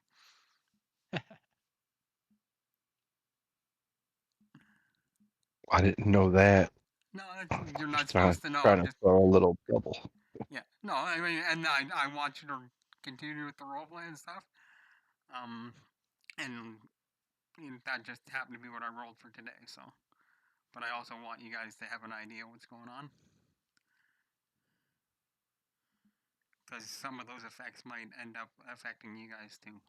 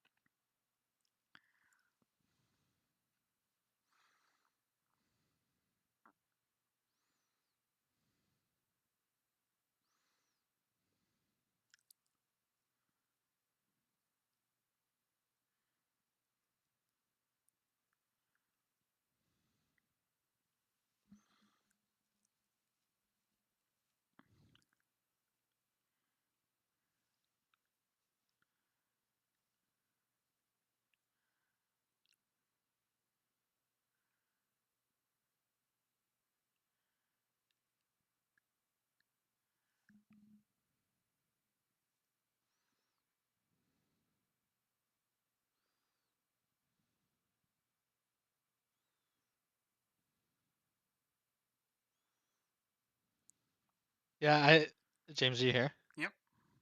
I think part of it was actually that I kind of forgot that like I guess it was like I was just interested in it, and then but my like obviously in my mind I'm already going that way. You know what I mean? So I just kind of forgot about that part, and I was just like, and then he's What like, "Oh, so interested you are in? Yeah. interested in it?" I was like, "Oh." And I just like skipped over. I was like, this didn't even like apply to that really. I guess I was just like, And, oh yeah, yeah. and you're talking about your spells and your level up abilities. No, like because it like she just gave me information on like on it. You Yeah. know what I mean? And then that was it. Like that was the last time we left off. Okay. But then obviously, Yeah. No, I want you to. I understand the role play to get to the ability to do those things, but I also want you to get there fairly quickly as a player, and not be leveling don't up rush again me. and still not have It access to takes. like your second level abilities. Don't rush me. It takes how long it takes. Uh-huh. Maybe Barney's just a slow learner. You know. It's possible. Don't want you to get too far behind. Or the other thing Well, is I don't want you to. so last session, like Barney tried to like I tried to beat like Barney tried to beat around the bush with it, being like, hey, is there like any paladin, like a paladin around I Yeah. could talk to or something like that? And then, but it didn't end up like working out with everything. So I was just like, all right, well, we need to leave, so I just need to be more direct. And I'm like, hey, I need help with this. I have no idea what I'm doing. Well, and you're trying to be more direct, and I Or I can have no see it. idea what I'm doing or how this works. So Yeah. Barney's just like, hey, like, is there like a spell book or like anything like that would tell me how this stuff works? Like, I remember there was magic, but I don't know how it works. Yeah. And I can Yeah, see your role playing that, and I'm understanding it, but I don't think, as I said, that Cody is making yeah. a I'll just connection I'll between just tell him before we that go and back your in. level up. It's like the experimental elixir I gave you. That was one of my level up things. So like I role played, that you got that now, and I can make one of those a day, sort of thing. Oh yeah. Yeah. But at the same time, it's only good for a 24-hour period. So um, if you don't use it, you're gonna realize that you've got this kind of wet clay pot that is, things are starting to try and leak through it. It's like, and if you point it out to my mom, he's like, "Yeah, that's no good anymore. But here, try this one. I made it last night. I put some of the dust of that dead guy in it."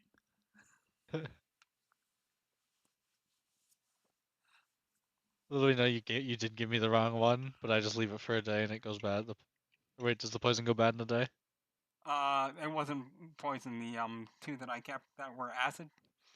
Oh yeah, but Yeah. if you had given me the acid, like does the poison acid last a full day, like more than No, a day? yeah, the acid is a Okay, permanent thing until it's used. that's funny. So I didn't know if you had actually, I roll might played or not, roleplay like that a little bit in differently, private. depending on if we end up going the 24 hours. Yeah. It could be me going, um, yeah. So yesterday I gave you the wrong thing. It's a good thing we didn't get into battle because I've got the wet one that's falling apart. It's like, I need that back, but here's another one. And then when you go to use it, you're gonna need to roll a d6, and I will do a little bit of roleplay with you on that too, Sounds good. because I've taken the details out. Like I know what it looks like, I know what it smells like, and I know what it tastes like, and I know what the effect it has. But you won't, depending on what it is, it might be a round or two until you figure out the effect. Oh, hey. Hey, Hello. Kate, Look at you guys conversing. Oh, okay, Cody. I don't know if like James mentioned to me, maybe you weren't on the same page as me, but I was just role playing a way to get like to unlock my spells to essentially like paladin spells. Yeah, I know. I figured. okay. Okay. I wasn't James sure. thought you like weren't on the same like you weren't picking it up. No, I totally got what you're. Okay, I wasn't sure. See, I told you he was role playing. He's smarter than I thought he was. I believed in you the whole time, Cody. And I'm not sure, Cody, if you noticed or not, but I rolled the D100 this morning. Okay, to see if you had a heart attack. No, and I rolled a 6. So that pebble hitting my nose, Oh yes. I'm currently vulnerable to bludgeoning, piercing, and slashing damage. Oh my god. And I let What a them know on that. what a funny twist. And so yeah, like I'm adding it into the role play and stuff. It came up at an appropriate time. It's like I don't even know if we'll get into a battle today or whatever. Not sure, but we will see, won't we? Which is again why why I was pushing a little bit, Coach Crash, because I'd like to get out for a battle and for there to be negative consequences to me. Oh wow. Okay, I'm back. Sorry. It's like No worries. you had two huge combats. You're like, I'm so excited to be back at the next day. Like, I don't believe it's, Yeah. but hell yeah. But I am back. Whenever you guys are ready, we can hop back in. And yeah, I was picking up what you were throwing down, Josh. Well, I Yeah. feel kind of dumb now. It was good that you mentioned it because sometimes I don't realize it like that. Yeah. Well, it's good to know that you're both on the same page, right? And yeah, she claimed she's like, oh yeah, I got stuff to do. You're like, oh yeah, I want to learn more about myself. Definitely show you. I can definitely show you that. Just follow me for a bit. And like, I thought I should probably unlock my level 2 spells. Now, you know, yes, because I've just been swinging my sword. yeah. So you've been subtly granted the ability to divine sight. That came up in the last battle. So like, that's something that you're like, oh, I can possibly learn to channel that or whatever. Okay, yeah. Obviously, speaking with someone else maybe might be a way to do that too. But wink, wink, nudge, nudge. Yeah, Yeah. makes sense. But like, Yeah, until I figured it out, I was gonna use it as a thing where like it happened in bigger moments, maybe kind of thing, and then yeah. just figured it out. Be like, oh wow. Unless someone told me about it, then or if I had like a way to figure it out, then I might understand better. But yeah, if I'm ready to go, if you guys are good. Yep, Yep. I'm ready. And I Okay. forgot to pause the recording, so it's still going. Oh, okay. But yeah, following Valeria into the office, Altair trails behind and starts to converse with you guys as well. Mumbleman, you were mixing up your potions and stuff. Bjorn, what were you going to do in that time? Just reading the book. Okay. You spend a bit of time studying through it, and the more you start reading through, it is a direct comparison from some. The author is unknown. You're not sure who wrote this, but the notes that they had gathered that were written in Giant talks about the formations and the font and the style and language used to create runes, and then what the other one starts in. Now you're starting to have a bit of translation issues because the language that is being referenced you can't speak. So it's like, okay, they seem to be talking about this, and then you can notice like some of the sigils and like I guess the giant language, and then they break it down into Elven. You're like, okay, well, shit, I don't know what they're saying. So there are points where you're like, okay, I totally get what they're saying. Like this means this, and it shows, like a number of the heritages of giants. Like, this is hill giant tongue, and what some of these runes mean. You can see a comparison of like a fire giant rune versus like a storm giant rune side by side, and there's just very subtle differences. Although the languages is very close. And then written in Elvish is underneath, which you probably start to gather is like, okay, this is them talking about the differences between them, but you will need someone essentially to translate for you to get 100% of the details from the book. But flipping through it, you get through probably a dozen, 20 or so pages, and you start to reckon like, oh shit, I've scribed these exact runes before. This is rune. This is the ones that I scribed on my boots the other day, and Like, okay, yeah. So yeah, no, it's right up your alley as far as your heritage and what you believe, but the rest of it you need to do some work to figure out what the rest of it is. Because some of those pages you see where it's written in Elven, there are very similar sigils and runes, but they have like different details added to them and what looks to be like, what would the word be?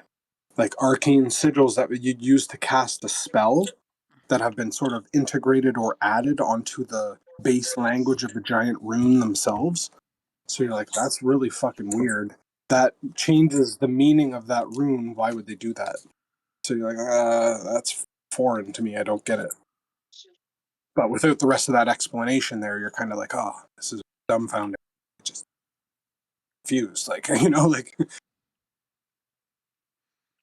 Yeah. Well, get to that point, I kind of just closed the book and put it in my pouch. Okay. Right on. Altair, you would catch up to Barney and Valeria, who have got to her office and sit down. And Valeria's like, "Oh, so you're looking to expand your knowledge on how you're able to present your abilities granted by your patron? Is that what I?" Yeah, exactly. I wasn't really sure how it worked exactly. I kind of forgot. Okay. Well, a lot of what I was able to gather and retain from my pilgrimage, I made a trek across a lot of Prak and into Osana to study across a lot of the different temples that worship Sol, my deity. That I was able to retain a lot of this stuff through practice and meditation, um, conversion or conversation granted through Sol, through communion. There are a lot of, I'm going to say, more experienced individuals in the world that to educate me on my travels. Now I understand that your deity is of a lesser, and I guess you could say more forgotten sect. So having a mentor from your own might be a bit more difficult as far as what the Umbrians are able to grant onto their devout followers, one such as potentially yourself. But what I can say is a lot of paladins, the most pious and devout, their deities are able to channel their divinity in different ways, and it differs greatly from worship to worship. Now, I follow Soul. A lot of mine are radiant based, and the channel divinity that which I am able to do grants me the ability to protect others, to grant defensive capabilities, while I also am able to cast spells that, say, for example, bolster your sword the other day, casting a holy weapon. That is something that I have practiced enough to get to my, I guess you could say, level of spell casting ability.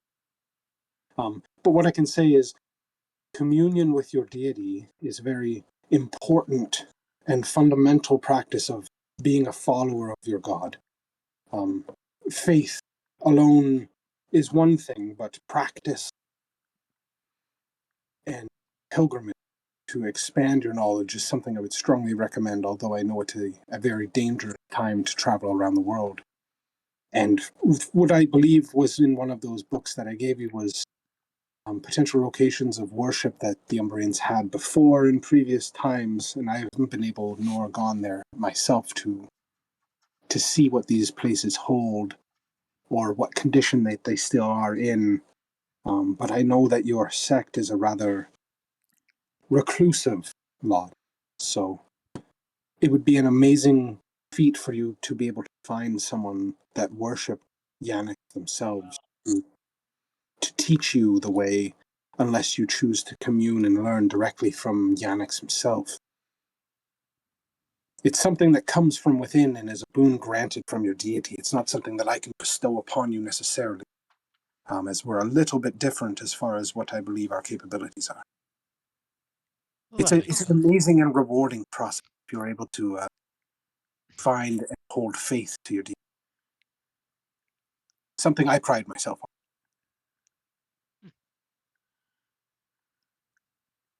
I was, I believe I seen. I've always hated praying, but sometimes you gotta do what you gotta do. It's either that or offering up. If you're wishing to meditate on, try to reach out to them, pour your heart into, speak speak truly, you know? It's not something that you wish to hide. It should be something you should be proud of.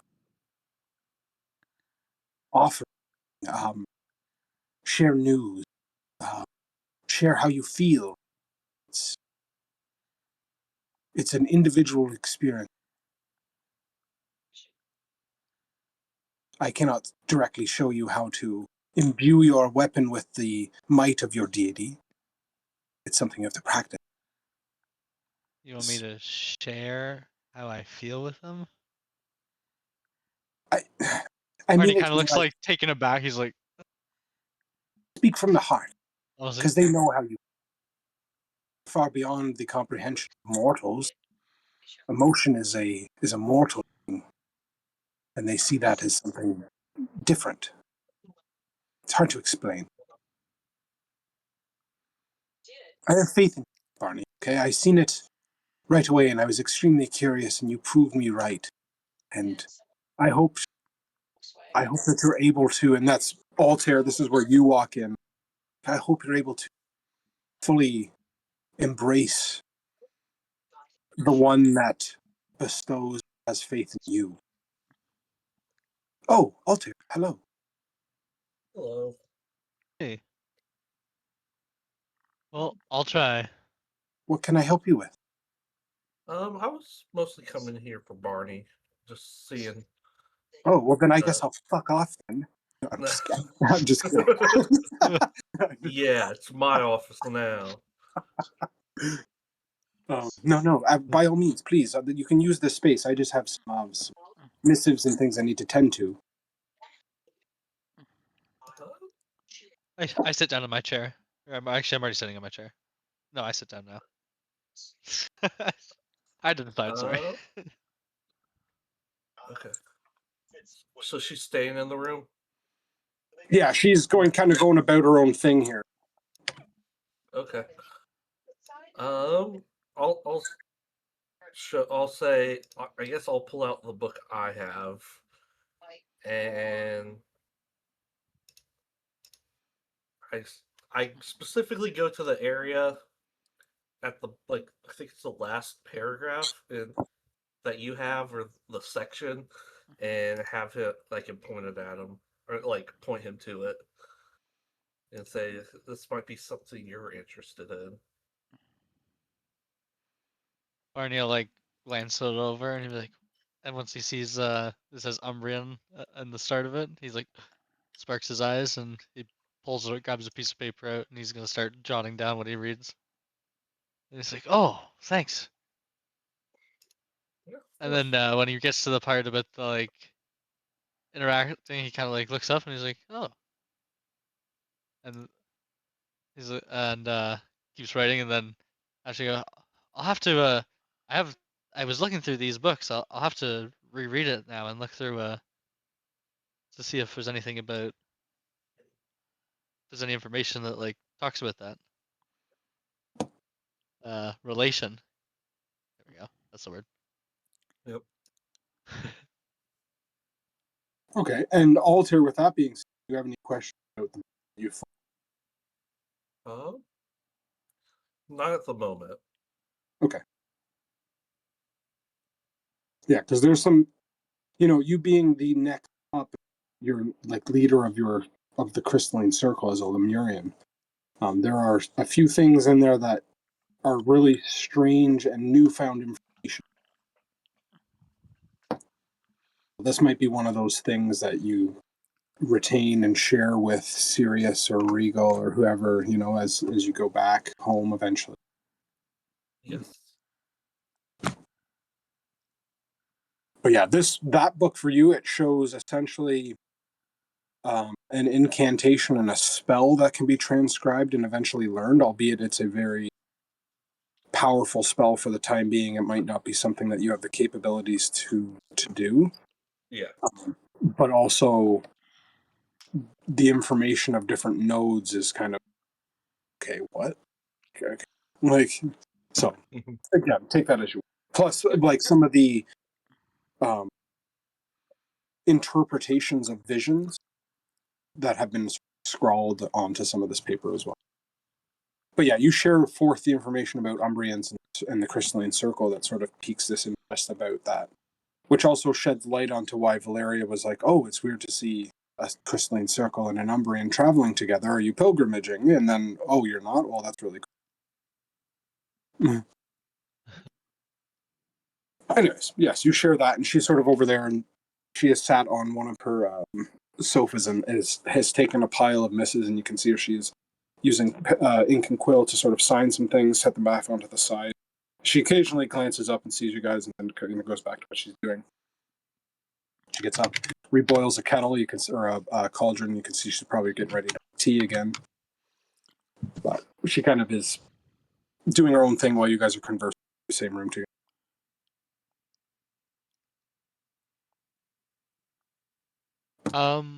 Cody. Yes. I actually haven't read this one fully, but does it mention anything in here before I just reread this all? If you know. In yours, Yeah. about circle or about? About the circle or like the. Oh, there it is. I found it scanning now on this one. I believe one of them touches slightly. Yeah, I think I just found it. The one that's the study of Umbrians is the one that she gave you, and then Yeah. Yannick's of Wayne and Wax is the one that you found. Found, okay.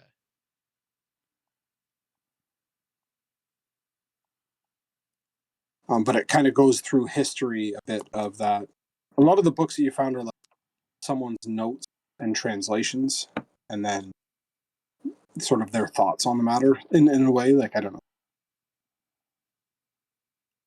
But from when they are, who wrote them, and how old they are. You're also. Okay.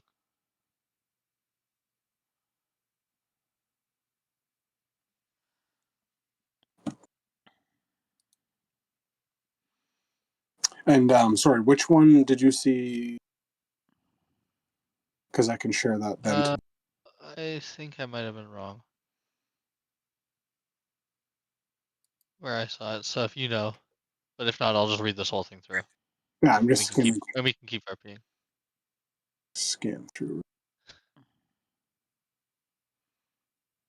So.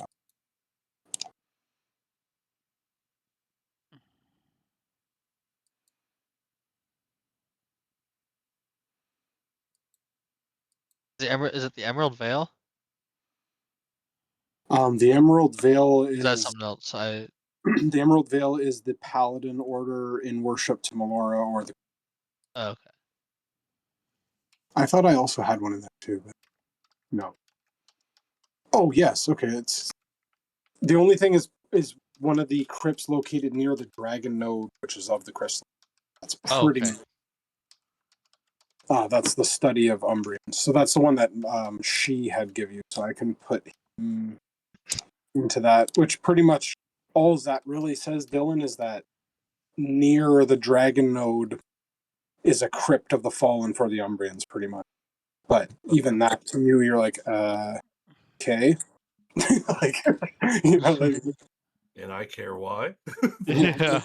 yeah, I'm like, yeah, this is all I can find. yeah. It's like Dragon Node. Does that ring a bell to you? Like, yeah, I lived there. What? Like, anyway. But yeah, you guys share forth that, and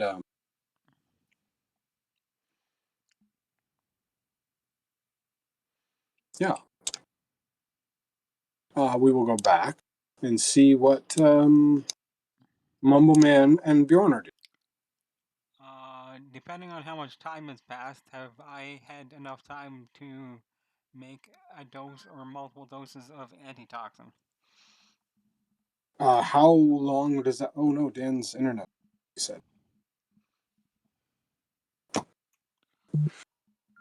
he's well. Bjorn will be back. At How least long does he was just reading his book. So at least. True.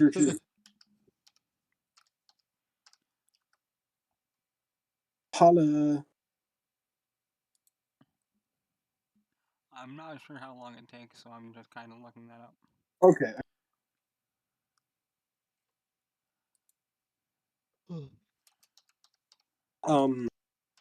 I'd say half an hour to an hour has probably passed with the reading, the conversing,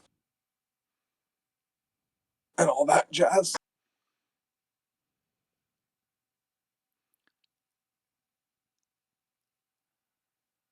Okay. Typically, it takes 1 day of downtime to create a single dose. It's a delicate alchemical process or a herbal remedy, which I have the ability to use both. Right. So you might want to reduce that a little bit, but that's entirely up to you. I was thinking that could be something that could be obtained on downtime of a long rest. Yep. So, like, for you right now, I would say that I'm starting the process and like um, getting certain things together, like I'm making yeah, compounds out of ingredients, but I have to combine the compounds later on. right. Oh no, did you guys read what he said? No. He said, I hope my wife had just told me that there's a pop and now I can smell something burning from the router. We've had it for years. I think it just blew up. Oh Lord.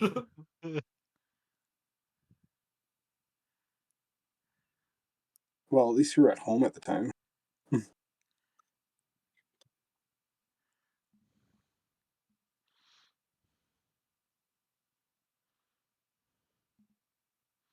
Yeah, I'm not sure if Dan will be back. I don't, but either way, we can still carry on with what we're doing here tonight. But Yep.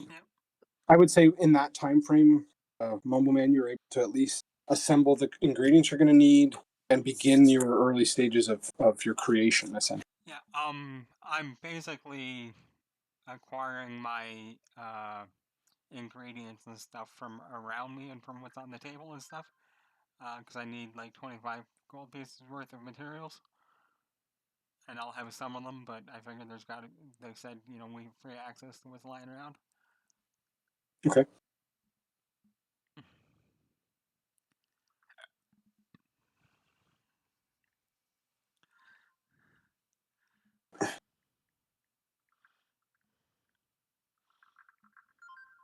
Yeah, I feel bad, but yeah, Bjorn gets awfully fucking interested in the book and isn't talking anymore.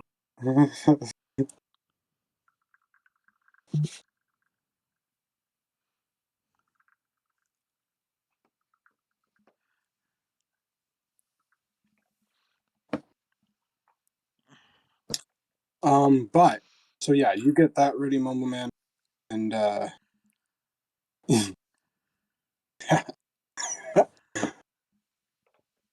what is Altair and Barney gonna do in this time?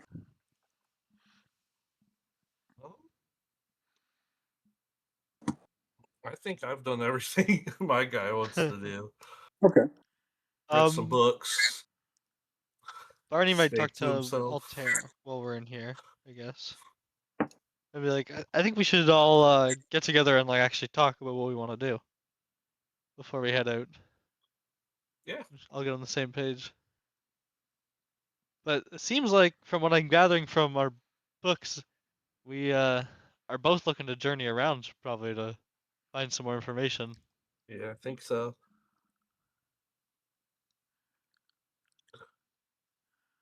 Yes, again, that's why I said this before. Sorry to impose, but from what I had read before, is that your clans were mildly aligned before. Again, history is vague, but you know, Altair, if you're part of your tribe, maybe there are some elders that you might be able to converse with on the matter. Or obviously, Barney, I can't say the same for you, but that could be a lead eventually and potentially.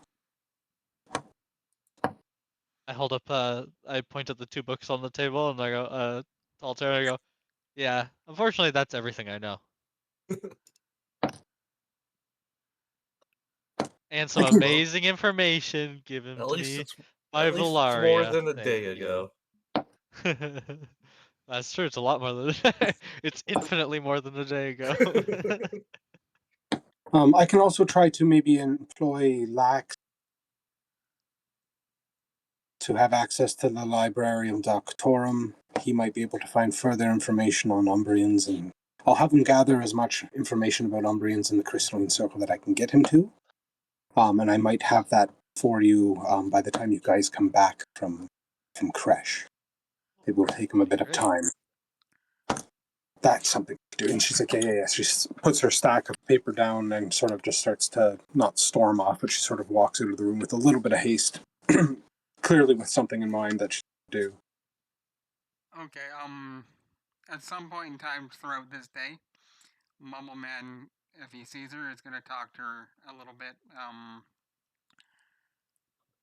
just about, well, it seems I'm going to be traveling a lot, and, the equipment I have isn't really set up for travel. Right. So, can you keep an eye out for, small versions of this, that, and the other, and I, give a list, and it's like, this is how you could repay me for Oh, okay. I see. What is it exactly that you're after? You want well, I need to upgraded my equipment, but alchemy kit and apparatus and everything is so big and clunky to carry around. If I can just make it smaller and more convenient, you can see her as soon as you say that, she kind of like starts to like stare intently at the floor. She's like, "Who?" like a traveling set that's a little bit more durable. It doesn't have to be brand new or anything, but pieces that are smaller and um, more efficient. I'm trying to think. I knew someone before who had an apparatus much similar to the one that you strap on your back, but it's in much more compact form. Um, okay, yes, waves her finger. She's like, leave that with me. I can inquire about that too, because into getting lax to find some more information from Froga. So I'll leave that with me, indeed, Mumbleman, and I can definitely. If And again, I find this also a bit strange. Is your name actually Mumbleman?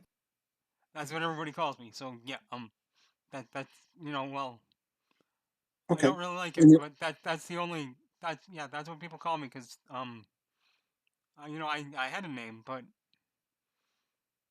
not sorry, I don't mean to press. I didn't know if it was more of an alias. Anyway, sorry, Mumbleman it is. I've been by myself for so long out in the woods that I don't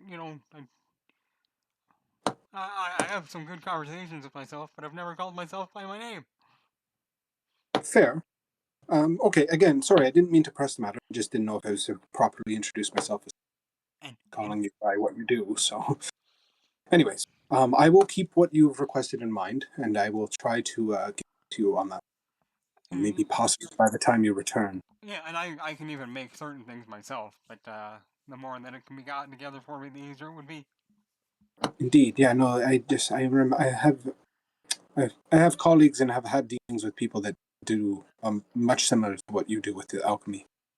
And I might be able to score some form of, Alembic set or something like that. Yep. It's a fancy jug. But yes, again, that definitely seems fair to me, especially, if success comes from Crash and you're able to help Ruben in much great ways. So leave that with me. But I do have matters on which I need to tend to, and I must build it Yep. being. And then I will wander into the room where Altair and Barney are, so we can have the group conversation.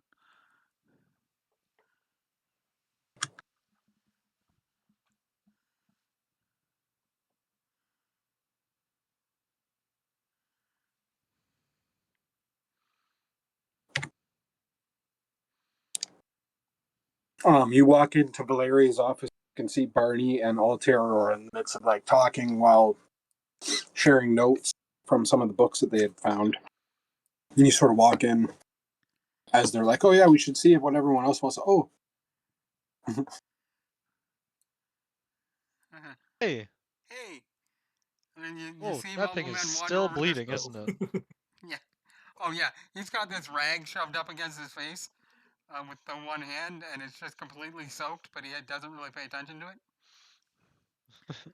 Um, and he's actually starting to pull some leaves off this plant and tucking them away. I'll get up out of my chair and go pat him on the back, and I'll heal him for 5 with my lay on hands. Is there any sensation or visual aspect to that? Or you just put your hands on me and I just pat my back, put my hand on your back, like when you're doing that, and so I just randomly come up and put my hand on your back, which is weird, but and He then likes it. you'd feel like, uh, I guess the way Barney describes it is you feel like a warmth like spread over you kind of thing, gently, and then your nose would kind of like seal up, right? okay, So so the nose seals up, but what I feel is like my arthritis and stuff loosens up, and I kind of like stretch and crack my back and like a little lower. Oh How, yeah. how does that feel, baby? Yeah. And I don't even think about taking the rag away from my nose because I've been holding it there for like an hour now. Yeah, and there's a little bit not of the security. this is just under like Barney wouldn't know this, but uh the 5 hit points. If I like, cure you for 5, it does disease and poison effects as well. If you have anything like that. So you use the lay on hands to get rid of disease? Is that what you're saying? Barney doesn't like no, just if he had anything, like if he was had any like effects on him, you know what I mean? I don't know if it because remember he was saying he was working on his potions and it Yeah, I I don't know was if it working on gets my rid of that potions, or but not. yeah, but does it get rid of my runny nose slash cough? Is the Hold next on. question. Let me just look that up real quick because that'll be an interesting little piece here.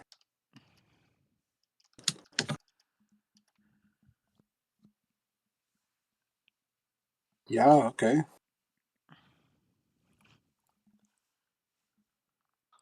But it would I go like completely unnoticed. Like Barney Yeah, wouldn't realize that he did that. You know what I right. mean? No, He's true. just like he's I just like like the trying to like idea. use like a medium amount of healing. He's like, that's a pretty big cut. Right. So the only difference I would say just is when you surge that in, you Altair, since you know it's you pat him on his back, he's not looking towards you. Altair would see the slight bit of that lavender radiance emerge from that contact. But from A like witch. No. the top of Mumble Man's head, it's almost like Hair grows back. it's like a steam or like a black steam for a moment, just kind of like fades away, and Mumble Man, you feel that nasal blockage sort of clear, like that clicking in yeah, your sinuses and starts to click, click, click, click, click, and then like your sinuses clear and you're cured of your ailment. you hear Mumbleman go, and then he pushes the bush aside and spits into the pot on the bottom and gets rid of a chunk of phlegm. Barney's like looking at the smoke that went up in the air, like the smoke that dissipated over his head, like looking at his hand and looking back up, and he's like, "Well, that's new. Well, Didn't I you guess hear me? things will I be said changing." floor. No. What if you get brutally beat down again and I have to save you? You might need those. And that You would might have need the no rest of. effect on my vulnerability state currently, right? I don't think so. I think Yeah. that's different. That would No, be it's from completely different. I just yeah, wanted to that's double from the check. Bjorn thing. But you would heal the 2 points, and your current affliction is no longer. Well, because it was vulnerable, it's actually 4 points of damage. So yes. Oh, okay.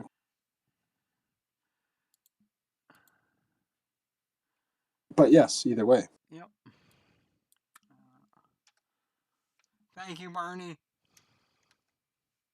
I would say You're welcome. I couldn't look at that horrible. Why wouldn't it stop leaking? And I kind of whispered out there, I go, must be that frail old man skin.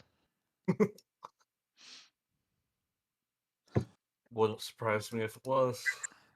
You see, Mumbleman actually wanders around the whole room, and he takes, um, a small piece of plant here, and a twig there, sort of thing.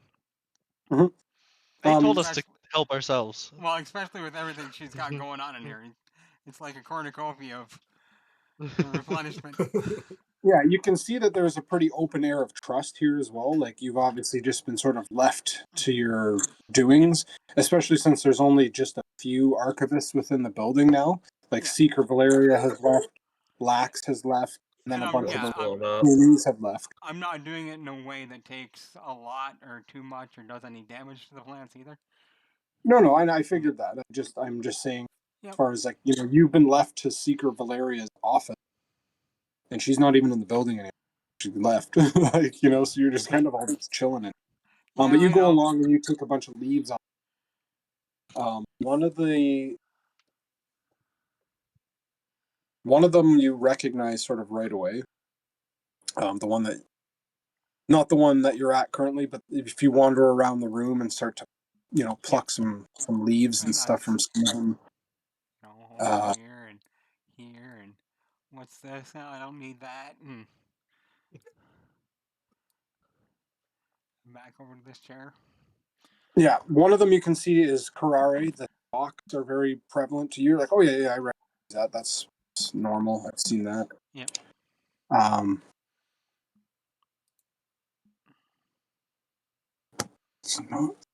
The one that would be right beside or above Barney on one of the planters here is Urwug. And you're like, oh, I know that. I've seen that. It's a bit rarer, but it's not like one of the expensive ingredients. It's not as rare as like your Sassone leaf. Yep.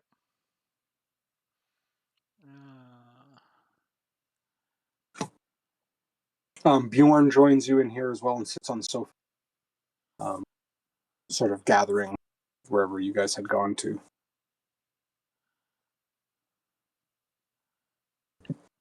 So I don't know what you guys wish to do right now. I don't know if you want to end the session now since Dan's crapped out. Because you're pretty much on the point of deciding as a group whether or not you're staying or going or what you're doing from this point. So I don't know if it's probably a decent spot. Well, why don't we make the decision so we can get like right into things? Okay, sure, that's fair. Yeah. So, like, are we gonna try and leave today? Are we gonna give it one day and leave first thing in the morning? Are we helping her out with Crash? I think we probably all agreed. Well, Altair was the only one who didn't answer. I'd say to help out, and leave today. Yeah. I wasn't sure if there was other like in-town prep you wanted to do, whether gathering supplies, maybe touching bases with some of those job board missives that you took. That's what I'm saying. Get an order on that stuff too. Yeah, just do that stuff and like figure out the rest of our plan. I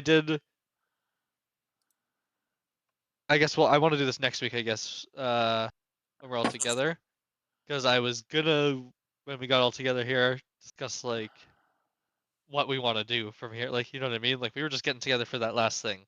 So I was like, we want to like. that conversation we can wait for. I wanted to have that conversation, but we should wait for that. So we'll. Yeah. I guess from now we'll just be like, okay, yeah. Well, what about looking at the job board stuff? Because we actually have access to it in the handouts. Yeah. So like we should check to see anything that's just on the way, right? Right. So seeking goblin hunters. If you go into the handouts. Do you want me to pull all these up as I go? I can just do that. I thought they would pull them up, but yeah, that works. So yeah, if you want to pull it up. I hit the show to players. I don't know if that actually made it pop up for everybody or not. I didn't see it come up, but there we go. Or maybe it shares it. I don't know. No, it did. Sure. It just took a second. Oh, okay. Because she slightly touched base on this a little bit with you guys.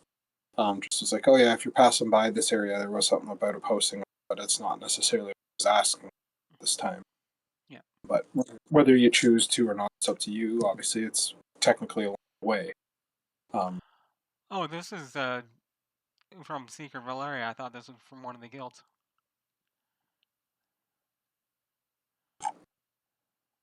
She technically is one of the guilds. Yeah, I don't know why it's. And did you want to change that for? That would probably be from the ballast because it's speak to Osa. I don't know why I wrote Secret Valeria there. That's kind of silly. Yep. Um, Well, that it's would be a probably just an that early would be a draftman. valid request and payment, Yep. And especially it with the does say that in the last reclaimed line. supplies and armor and of soldiers. They want all that sort of stuff Yep. back at a. They'll buy it most likely from you. But yeah, I can adjust that. That would hurt. So that's clear the grounds of goblins, reclaim supplies and armor from fallen soldiers. Attempt to barricade the entrance of the fort to prevent easy access for the goblins if they return. Yeah, and or try and determine what the fuck they keep going back for. Yep. I do have some questions about that. I don't know if that'll be next time or I Sure, guess man. kind of about the Possibly. logistics about it. What's the logistical question? Like reclaim supplies and armor. Like, are we gonna be taking like a couple carts there? Oh, Like, are That's are a very good are point. there probably carts also there? Like, or do we safeguard it and they plan on sending people to come collect it, or like That that could sort of stuff? So that can either be a conversation that you could either try and seek out Osa and see, like, okay, what do you mean by that? Or it could be something like, we've gathered all the supplies and armor from the fallen and then locked it inside. Or, Or buried it, and here's the map. Yeah. Or whatever you happen to or find there, and again, that's an option. You want to Okay. bolster your reward for it, bring back a bunch of supplies and as much useful armor and weaponry as you can from the soldiers because, times are tough. Yeah. So that's something to consider. But you're on point with, like, okay, do we need to prepare more for this? Yeah. Like, is it easier for us to maybe get a cart and ox to travel to Kresh in the first place? Or, just. If only we had a large ostrich-like bird that could carry a bunch of stuff. Yeah, chocobo. No, I'm thinking giant Macau that somebody could ride. No. Yeah, a giant. I was thinking a giant Yeah. cow. Damn it, where's Goose?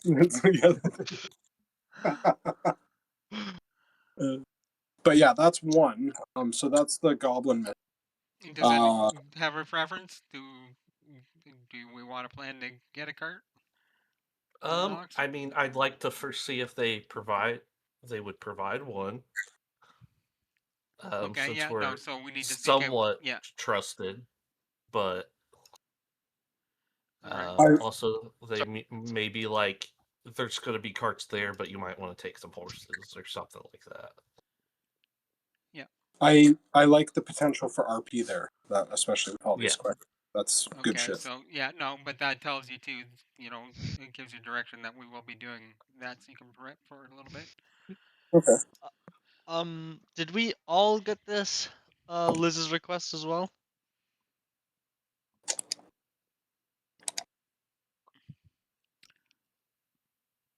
Lisa's Um, request? That was one of the ones that was taken like en masse when you guys found the job board the second time. I believe there was like 4 Yeah. that were on there, and you took them all. As if we're going through them. Yeah, Mumble Man knows nothing about these 4, by the way. Mumble Man only wants to go to the keep for his ingredient, which I'm gonna call sulfur. Yeah, you did get another one that someone was looking to have something sent to Ooh. family and crash. Yeah, from Lisa. She wants to Yeah. get something sent to family and crash and then news back. So we could accept that probably too. So And then we did get another one that I'm pretty sure we did see this guy die. Right? The red skin tiefling with the blue long Yes. coat. So we might have to go break some news if we're heading over there because she's also at Crix's Mixes. Yeah. Did we see him die? We found his body. You guys found his body. Was Mumble Man there? Nope. Yeah. It was it. I thought it was one of the ones that were buried. Yeah, but you guys found the body and buried him before you met with Mumble Man. Oh, true. Oh, did we? Yep. Yeah. Yeah. This one's Yeah. dead.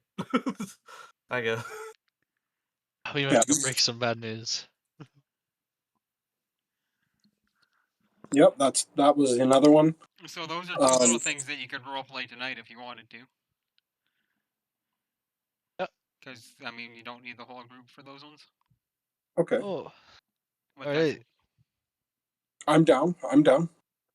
Well, some of us should go see the Ballasteers, and some of us should go look for Crix's. Go to Crix's, I think. well, and that's and instead of the Ballasteers, that's one the whole group could go on, or you can do separately. Doesn't matter to me.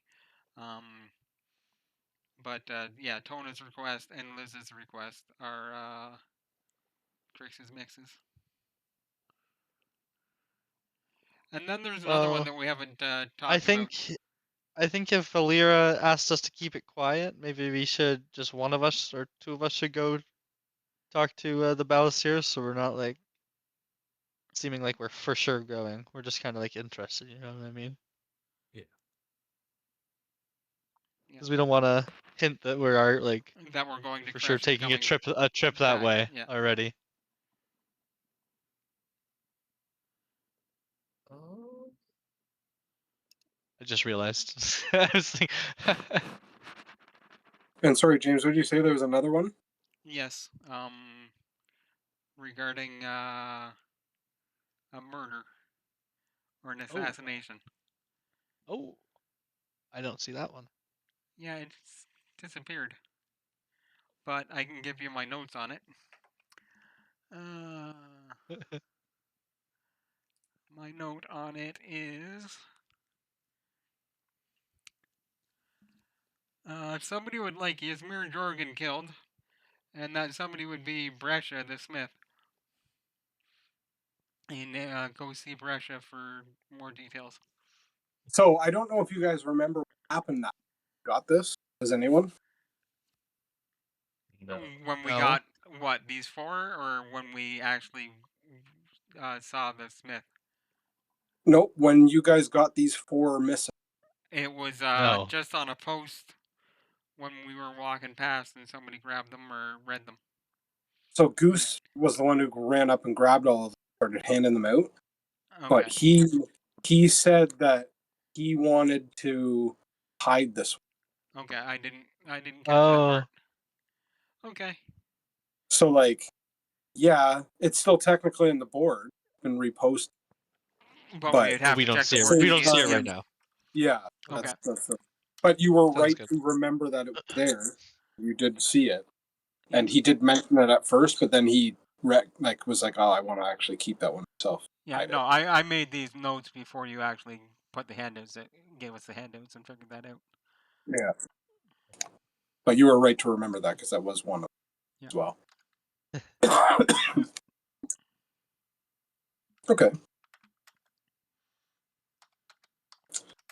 So, what do you guys want to? What do you want to do? You want to go speak with Tona and Liza? Whatever we're doing, I volunteer for the group that's going to Crix's. I Okay. volunteer to stay here and play with my alchemy stuff.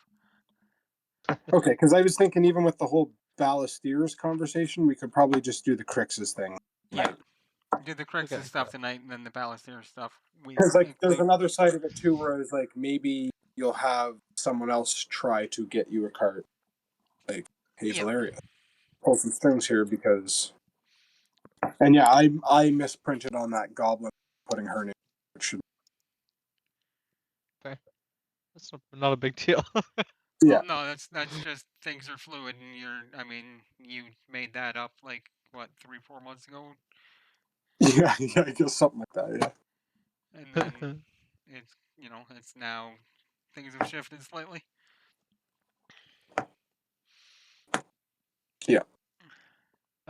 Well, if the little guy wants to stay here, and the big guy looks like he's stuck his nose in that book and won't pick it up, you want to go with me? Sure. We'll head to Crix's. Yeah. You remember exactly where it is, Barney. You've been there before. Yep. Oh, as a side note on seeing how you're going, what's his face? Let me get his name for you. Lounge, no. He owes you a round of drinks at Crix's Mixes. Correct. Widgie. He Oh, wait, is runs it the Widgie? bar at Crix's Mixes, and he brews his own stuff, but he does OS or OE year round.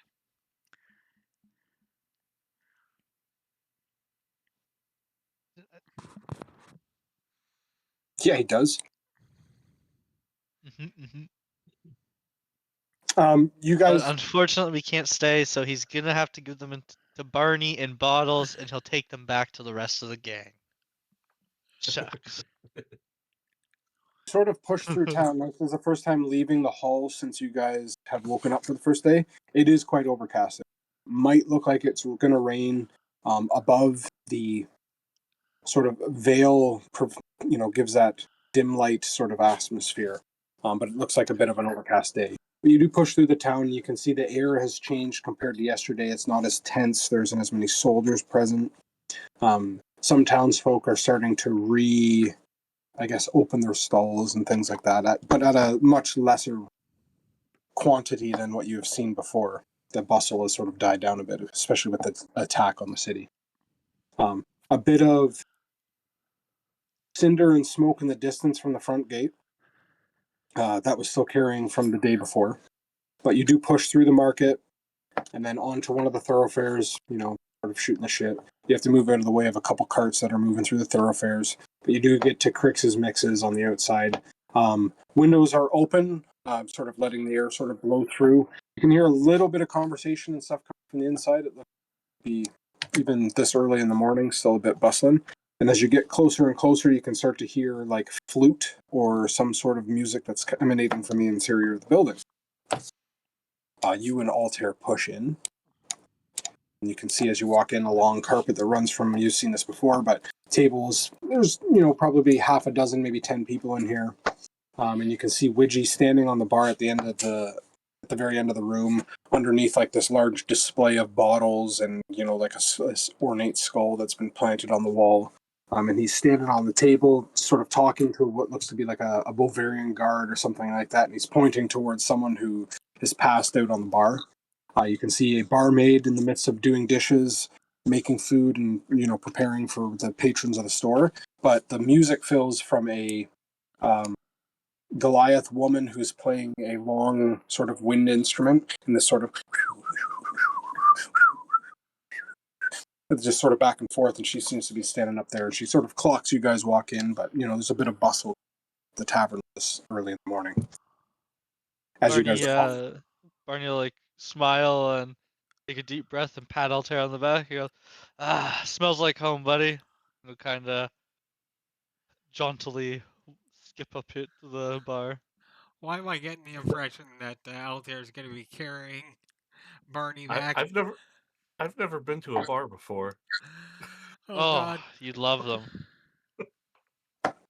You can see a few people studying, especially this It smells weird in here. very bright dragonborn following you, Barney. Here, sort of drawn the attention of some of the patrons inside, sort of being the odd one out. But the guard walks over after Widgie says something to them, and he sort of picks up this guy who's passed out, like face down on the bar, and starts to drag him out of the establishment. Might have been sleeping there from the night before. He's like, thanks about that. Sorry, officer. oh, hey guys. He sort of still Hey, standing on top of the bar, sort of hops onto a stool, and then hops onto the floor. His halfling self now sort of walking over. Good morning. What can I do for you?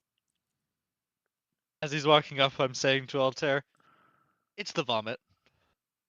Uh, It's the vomit. That's what you're smelling." okay. It reminds me of Mumbleman's house before the fire. You get used to it. You'd love it. Places like this at nighttime, amazing. Oh, Widgie.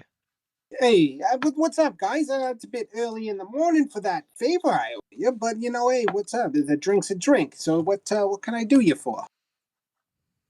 Come, sit down, sit down. Oh yeah. Hops back up, hops over, and then jumps down on the other side. And you can see he's probably the bar height is like chin level for him. So it's kind of funny until you see him like kick over, like this scrapes over like a stool, a little step stool that he has, and he stands behind it, puts his arms down. Can I do for you, man? I move these stools over to the middle so that we can sit more in the middle. Like, Altair, come sit. And I pat the one beside me. Okay. Sure. Oh, give me a glass of something strong. Oh my god, yeah, all right. Great way to start the morning for you. How you want something strong? Are you looking for like homebrew stuff here? You want like something burny? Yeah, give me the stuff that like I don't want to go blind this early in the morning. Just give me something regular, something Good regular. one. Good one. Don't go fucking blind. What are you? Fuck. Anyways, yeah. You can see him whip up. Does some fancy bartender spins with some of the mixers and the cups. Slams down. He's like, look at this one here. Crix's Mixes. It's one of my finest brews. I made it myself. You know, actually, when you guys saw me out the other day, I was looking for some of the ingredients that I used to make this stuff before I changed my mind after that attack. Anyways, the long story short, try this one out. Put some hair on your chest. What about you, bright fella? You want something to drink? I'm Oh good. yeah, you gotta have a drink at a bar. I'm good. Do you want water or something, man? You Sure. might have milk. I don't partake in the Caho- beverages. the alcoholic beverages? Yeah, all right. Yeah. Water it is. Do you want some food then too or something? Because I kind of owe you guys a little bit. I feel like maybe one drink enough to that. Hey, what's that big fella anyways? Want to change my wheel? You know, with you? He's learning to read. You see him sort of buckle a little bit, like that's a well, one day everyone's got to learn someday. Here you go, water. And he also walks over and you see him. He grabs like a bowl. You see him. This is like where he's not on his stool anymore, so he's like reaching up on the bar to grab bowls, and he's like, "Oh no, not this one. No, not this one. Oh!" And then slides over a bowl. It's got a bunch of like pre-cracked walnuts and other sort of mixed, like trail mix sort of thing. It's like you can feast on that a bit while you sit here and wait. Well, Ooh. quite the attack we had on the city today. You guys see that shit? There was a bunch of fucking smoke and stuff kicking around. Do you see some of those? You know, I had to take a little late night stroll and check some of that shit out myself. The husks and stuff, some creatures that came from that. Is it much similar to the ones that we seen out in the forest? That Yeah, it was pretty crazy. They almost died. My point, Teltara. what? You guys were part of that shit? You guys seen that thing firsthand? I know the Yeah. front gate got fucking hard.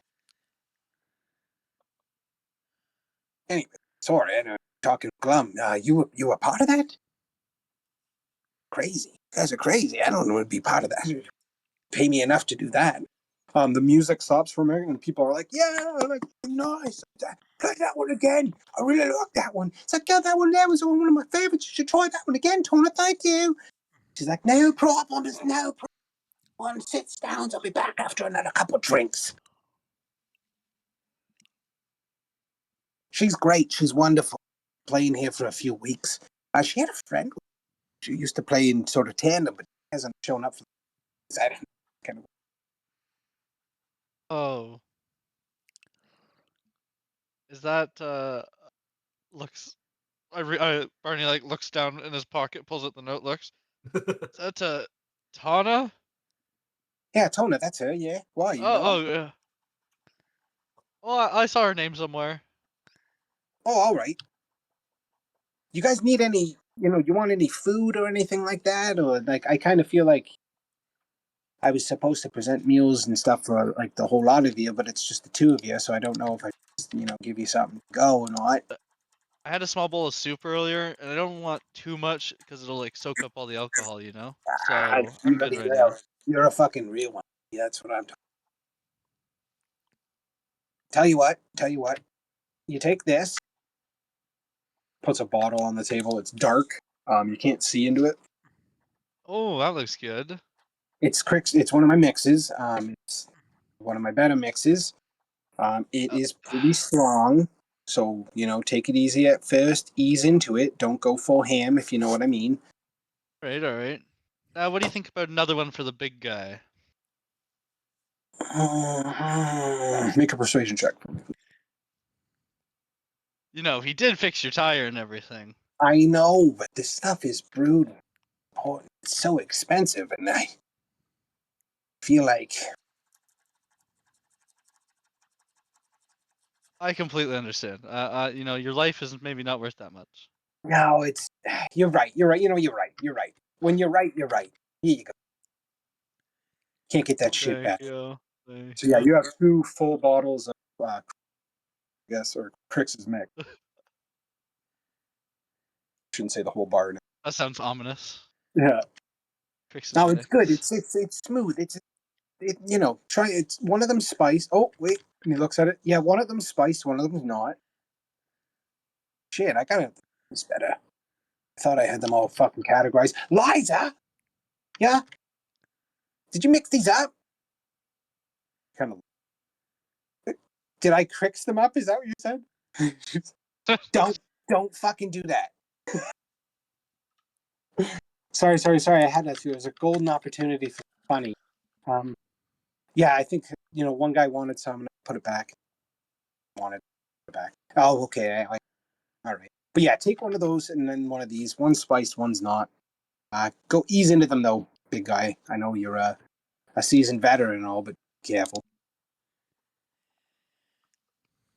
Well, these should last a while. Yeah, the strong ones last a little longer. Yeah. Yep. Now I noticed you said Liza. Yeah, Liza, she's one of my best barmaids in here. Oh. Is she the one that posted that thing we saw on the bulletin? We just happened to see it on the bulletin board while we were looking at some other stuff. I don't know. What are you talking about? Oh, I don't know. I just didn't know if she had told you. We saw this request about like checking on her family or something. Oh no, I know she talks about a family. I didn't know she was looking for help or anything like that. You ask her yourself. Hey, Liza, come here for a sec. It's like, and you can see her in the midst of taking orders from people and like clearing plates and shit. She's like, Oh, you didn't have to like call it. Oh, sorry, it wasn't that big of a rush. and she comes flying over, and you can see her like make some noise and some slamming in the kitchen back there. Seems to be that. Do. Sorry, what was it, Chris? That you wanted? Oh, hello. Sorry, oh hey, sorry, They were talking about Miesh. something. Job board Uh, post, something like that. Are you looking for new work? Do I not treat you good here, Liza? And she's like, okay, calm down. It's nothing that's what you think. Jesus. Okay. No, I'm sorry. Did you say you seen my missive? Is that what you said? oh yeah, he said your name, and then it just popped into my mind that we had seen it. So I was like, oh, maybe we should ask her while we're here, just in case we are heading that way. Oh yeah, And absolutely. we're not too sure. Maybe there's a chance. My ma and pa live in Creche. I'm looking to just touch bases with them. I haven't talked to them in a good while. They left here to go there about a couple years back, and they've been there ever since. But I haven't heard from them a bit, and I just want to check in. And obviously, if you do find them and hear back from them, tell me how they are. I can pay you. Obviously, I have some gold that I've saved up, and I just more or less want to know how they're doing. If you're heading that way, that would be Okay. really awesome. There's not very many people who are willing to go out into the wilderness much anymore. So. Well, we're not too sure, so I wouldn't even. We might not even go, so we wouldn't want to take your coin right now. But if we come back, we'll let you know. Well, We'll ask I mean, around if we end up going that way. I did say okay, I'll pay half up front for whoever wants to go. Well, we're not really going straight there or anything. We're going on a little bit of a journey, and we might be back. So if we're on the Okay. way, we can check, and then maybe we make it back. But we won't take your gold up front or anything. Oh, okay. Okay. Well, my father's name, I figured I'd ask. my father's name is Richard. Yeah. Mother's name's Helen. They live in town. It's not a very large town. You could probably ask around and find them. Um, if you would do that, it would be really great. I would really truly appreciate that. And are you sure you don't want me to pay you up front? That would be. This is just really good news. The kindness isn't so common these. Well, in these tough times, everyone needs a little help. Oh my god, that would be so great, Phil. I mean, thank you. Yeah, but yeah, just tell them that Liza's curious how they're doing. Right, I'm now reading the thing, and I might have missed I missed a line maybe, or just like kind of missed the delivery. Like I forgot about the delivery part. Did you want something delivered too? If you are taking it, indeed, it's more or less just this comes back over. It's just a letter, and it's already in an envelope, and it has a very poorly wax sealed part, but it's She has a letter to give. If you are going, then yeah, I will give you this. Just sorry, I didn't know if you were that committed to say. I think there's a chance that we'll be passing by that direction at some point. We can at least get it to them, and if we don't come back, we don't come back. But at least your letter gets there, or you can always write another one for another group if they take it. Okay, so should I give you a bit of time then? Is that what I'm saying? How about, I don't know if you're looking to leave, so how about like a week? I'll wait a week. And then Sure. Okay. Unless I hear from you before that. Well, this is I really appreciate it, guys. Thank you so much. No problem. Look at that. Okay, but do you guys need any food, drink, or anything? I really have to tend to everything. I can get it for a second. Don't you worry. Kind of hops off and Go give back her a to doing minute. your thing. Okay. All right. Well, again, thank you so much.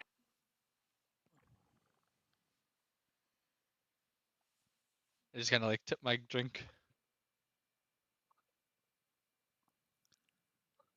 That was a little. That was a little weird. I whispered Altar. Yeah, that was a I bit didn't. awkward. I didn't want to give away. I didn't want to give away too much, but I wanted to take. I wanted to take it, but Ouija kind of flies up beside you and like tries to jump up in the oh, car and like hits his chest. It's like ow, and then like uses his arms like a kid to push himself up onto the table and then climbs back over. And you can see him go a bit red in the face. He's like, "Well, win some, you lose some."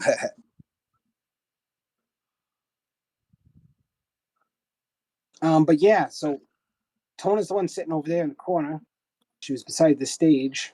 You was talking about her. Why you fancy for it? You're gonna try and hook her up with that giant friend of yours? I was thinking maybe a handsome dragon. You can see him like No, slowly And look towards I have a Altair. heart there. no, her friend died.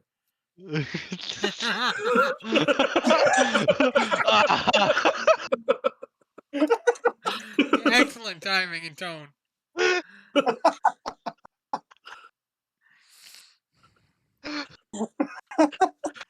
He just has a straight face. He's not smiling or anything. I was, That's I was, totally how I He's fucking just pictured it. like, I was over here thinking, what about Mumble Man? Try and hook her up with Mumble Man. And you came up with that. That's fucking hilarious.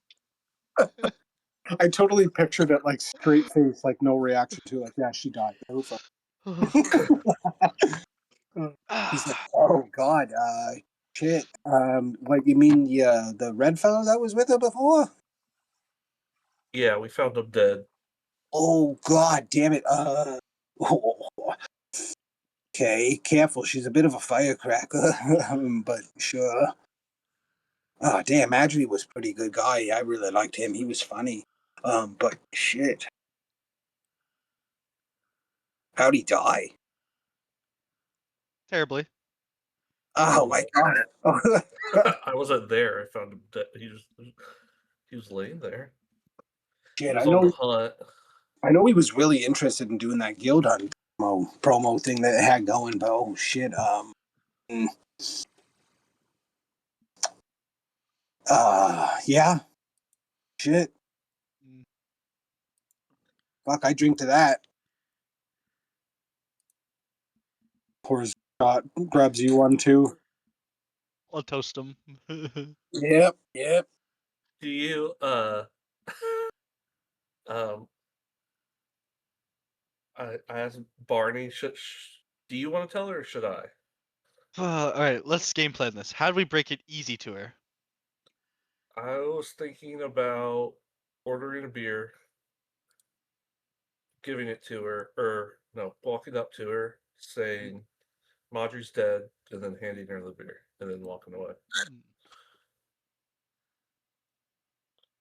You can see her climb back up on stage like she's getting ready to form I another think. set, and she puts away the brass instrument or the wind instrument, pulls out like this really weird looking homemade lute, and starts to play like bing, bing, bing, tuning it a bit and like trying to string it up. But she looks like she's getting ready to play another set or something. Oh man, it looks like we might miss her. Ah, shucks. Do you want me to tell What her? if maybe Widgie tells her? What a great idea, Widgie. I mean, I can just pass it along. Easier, but you know, I've I already don't. made. I already accidentally made 2 jokes about dead people today, and it just. I think it might not be my day to talk to people. I mean, the mean, choice is yours. I can just pass it along. If Madry died, I can. Madry died. I can. You know what? I can tell you. Even tell you what. What if I? What if I worded that like one of the gods came in and it's like, oh, we fucking found Madry behind the. I don't know. Yeah, work with me here. Give me something to fucking work with. I don't know Well, what to you, fucking you tell can you can her. tell her it was us that found her. That's fine. they Found found him. him. They found him dead to a bird. Say that. We found him Died dead. to a bird. He died fighting, A bird. and he's buried in the lake to Right? the A robin. south, No, just I don't know. north. Which way did we go? North, south? We went south, I think, right? South. And he's buried in the little cove of the lake to the south. There's a Jesus little grave Christ. marker. We buried him. So not only did you fucking too, look at you guys fucking. Wait, was that the day that you came across me? Is that the same Right. day? Yeah. No. Oh, Yeah. Yeah. No. Because The day we before. because then we finished the day, and then we went back to Mumbleman's house, and we accidentally burnt down Mumbleman's house, and then Didn't we and then find we found Widgie. him on our way back? Yeah, to so it was the town? next day. Yeah. Yeah. I've been 2 days before, or no, a day before. A I'll day tell you before. what. I tell you what. I'll tell you. One or two. I'll tell it for you guys. I can at least owe you that much. Yeah, because One of some we adventurers just came wouldn't want across to Maddie. interrupt her. We wouldn't want to interrupt her musical set, right? Like she's already up Yeah, there. It's probably gonna put her in a bad mood, I just don't know if she. Yeah. All right. Sure. Sure. You know what? I'll do it for you. All right, well, I feel good about that. Steps up, hops down. You're gonna do it now? Well, yeah. What do you wait? I'm gonna just sit on it. What's the? What are you doing? Oh, Oh, okay, well, nothing. I'll come tell her. I'll help you tell her if you're gonna tell. I I thought we were was. gonna. I thought I was He's gonna be like. able to get out of here. You're just He gonna starts run over and laughing. tell her before I even leave. This is He's ridiculous. he's sitting there laughing a bit. He's like, I ain't fucking kidding. I'm not gonna fucking tell her right now. I'll probably wait until the end of the day.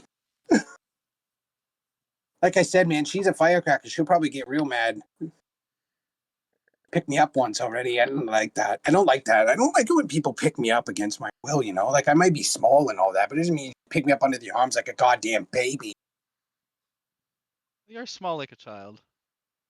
Fucking blah. You know what? No, I'm not telling the shit now. Fucking tell her yourself. I'm just kidding. I like you. You seem all right. Yeah, I'll tell Tom. Probably near the end of the day, though. I don't want to do it right now. It's early. You're already paying her for the day, right? Like. Well, yeah. Plus, she makes some pretty good money around here. I don't charge her to stay. Feed her for free. She gets a lot to drink. She drinks a lot. She can drink a lot. But it usually pays for itself near the end of the day, especially when the gods come off a dude. I mean, start throwing money at her. It doesn't sound right. They stone her with coins. I mean it in a good way. Like she earns her money by playing music, right? Like she comes up on stage, she plays really good music. But Yeah, yeah, the she gods earns her money. Okay.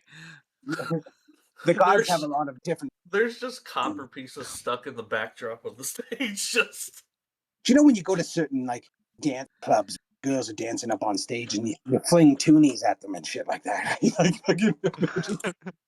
I'm just kidding. But yeah, no, I'll tell her for you guys, and thank you.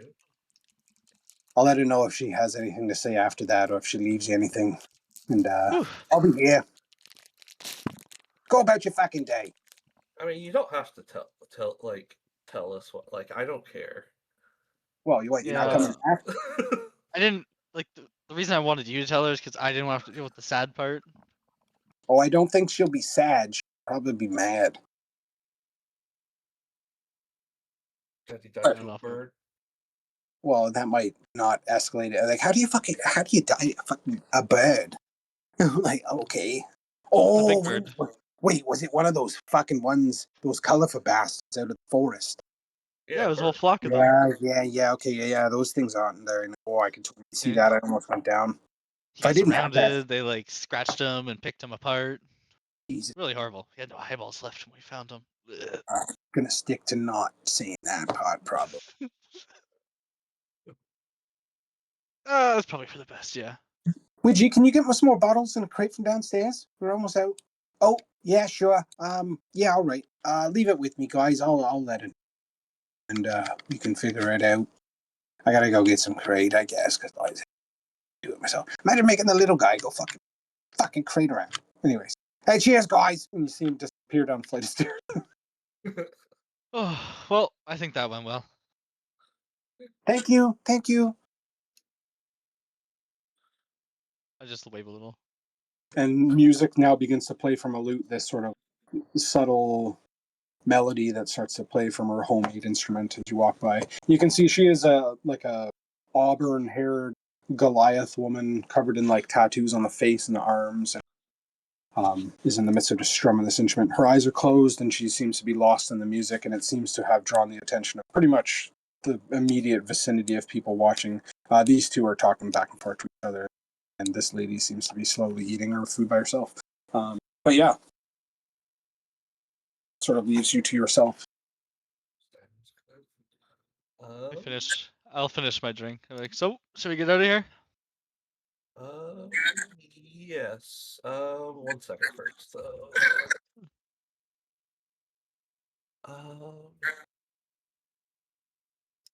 Do we know how far away the nestled nook is? Like, how many days? Or no? I would say probably not, Okay. since a lot of you haven't or are not familiar with this area. Okay. Then I guess we'll probably just ask those questions and prepare next time, then, probably. Yeah. So, Yeah, because next time we'll do the Ballesteros conversation. We can also Um, ask questions to what's her name. Oh, Yeah. Hilaria. Like that stuff. She'll tell us anything.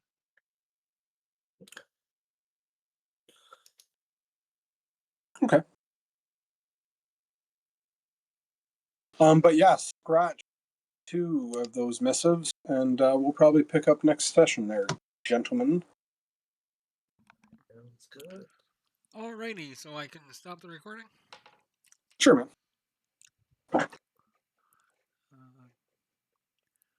And sorry to leave you out of that there, Mumble oh Man. no, that's I volunteered to stay back to stay out of it. I know.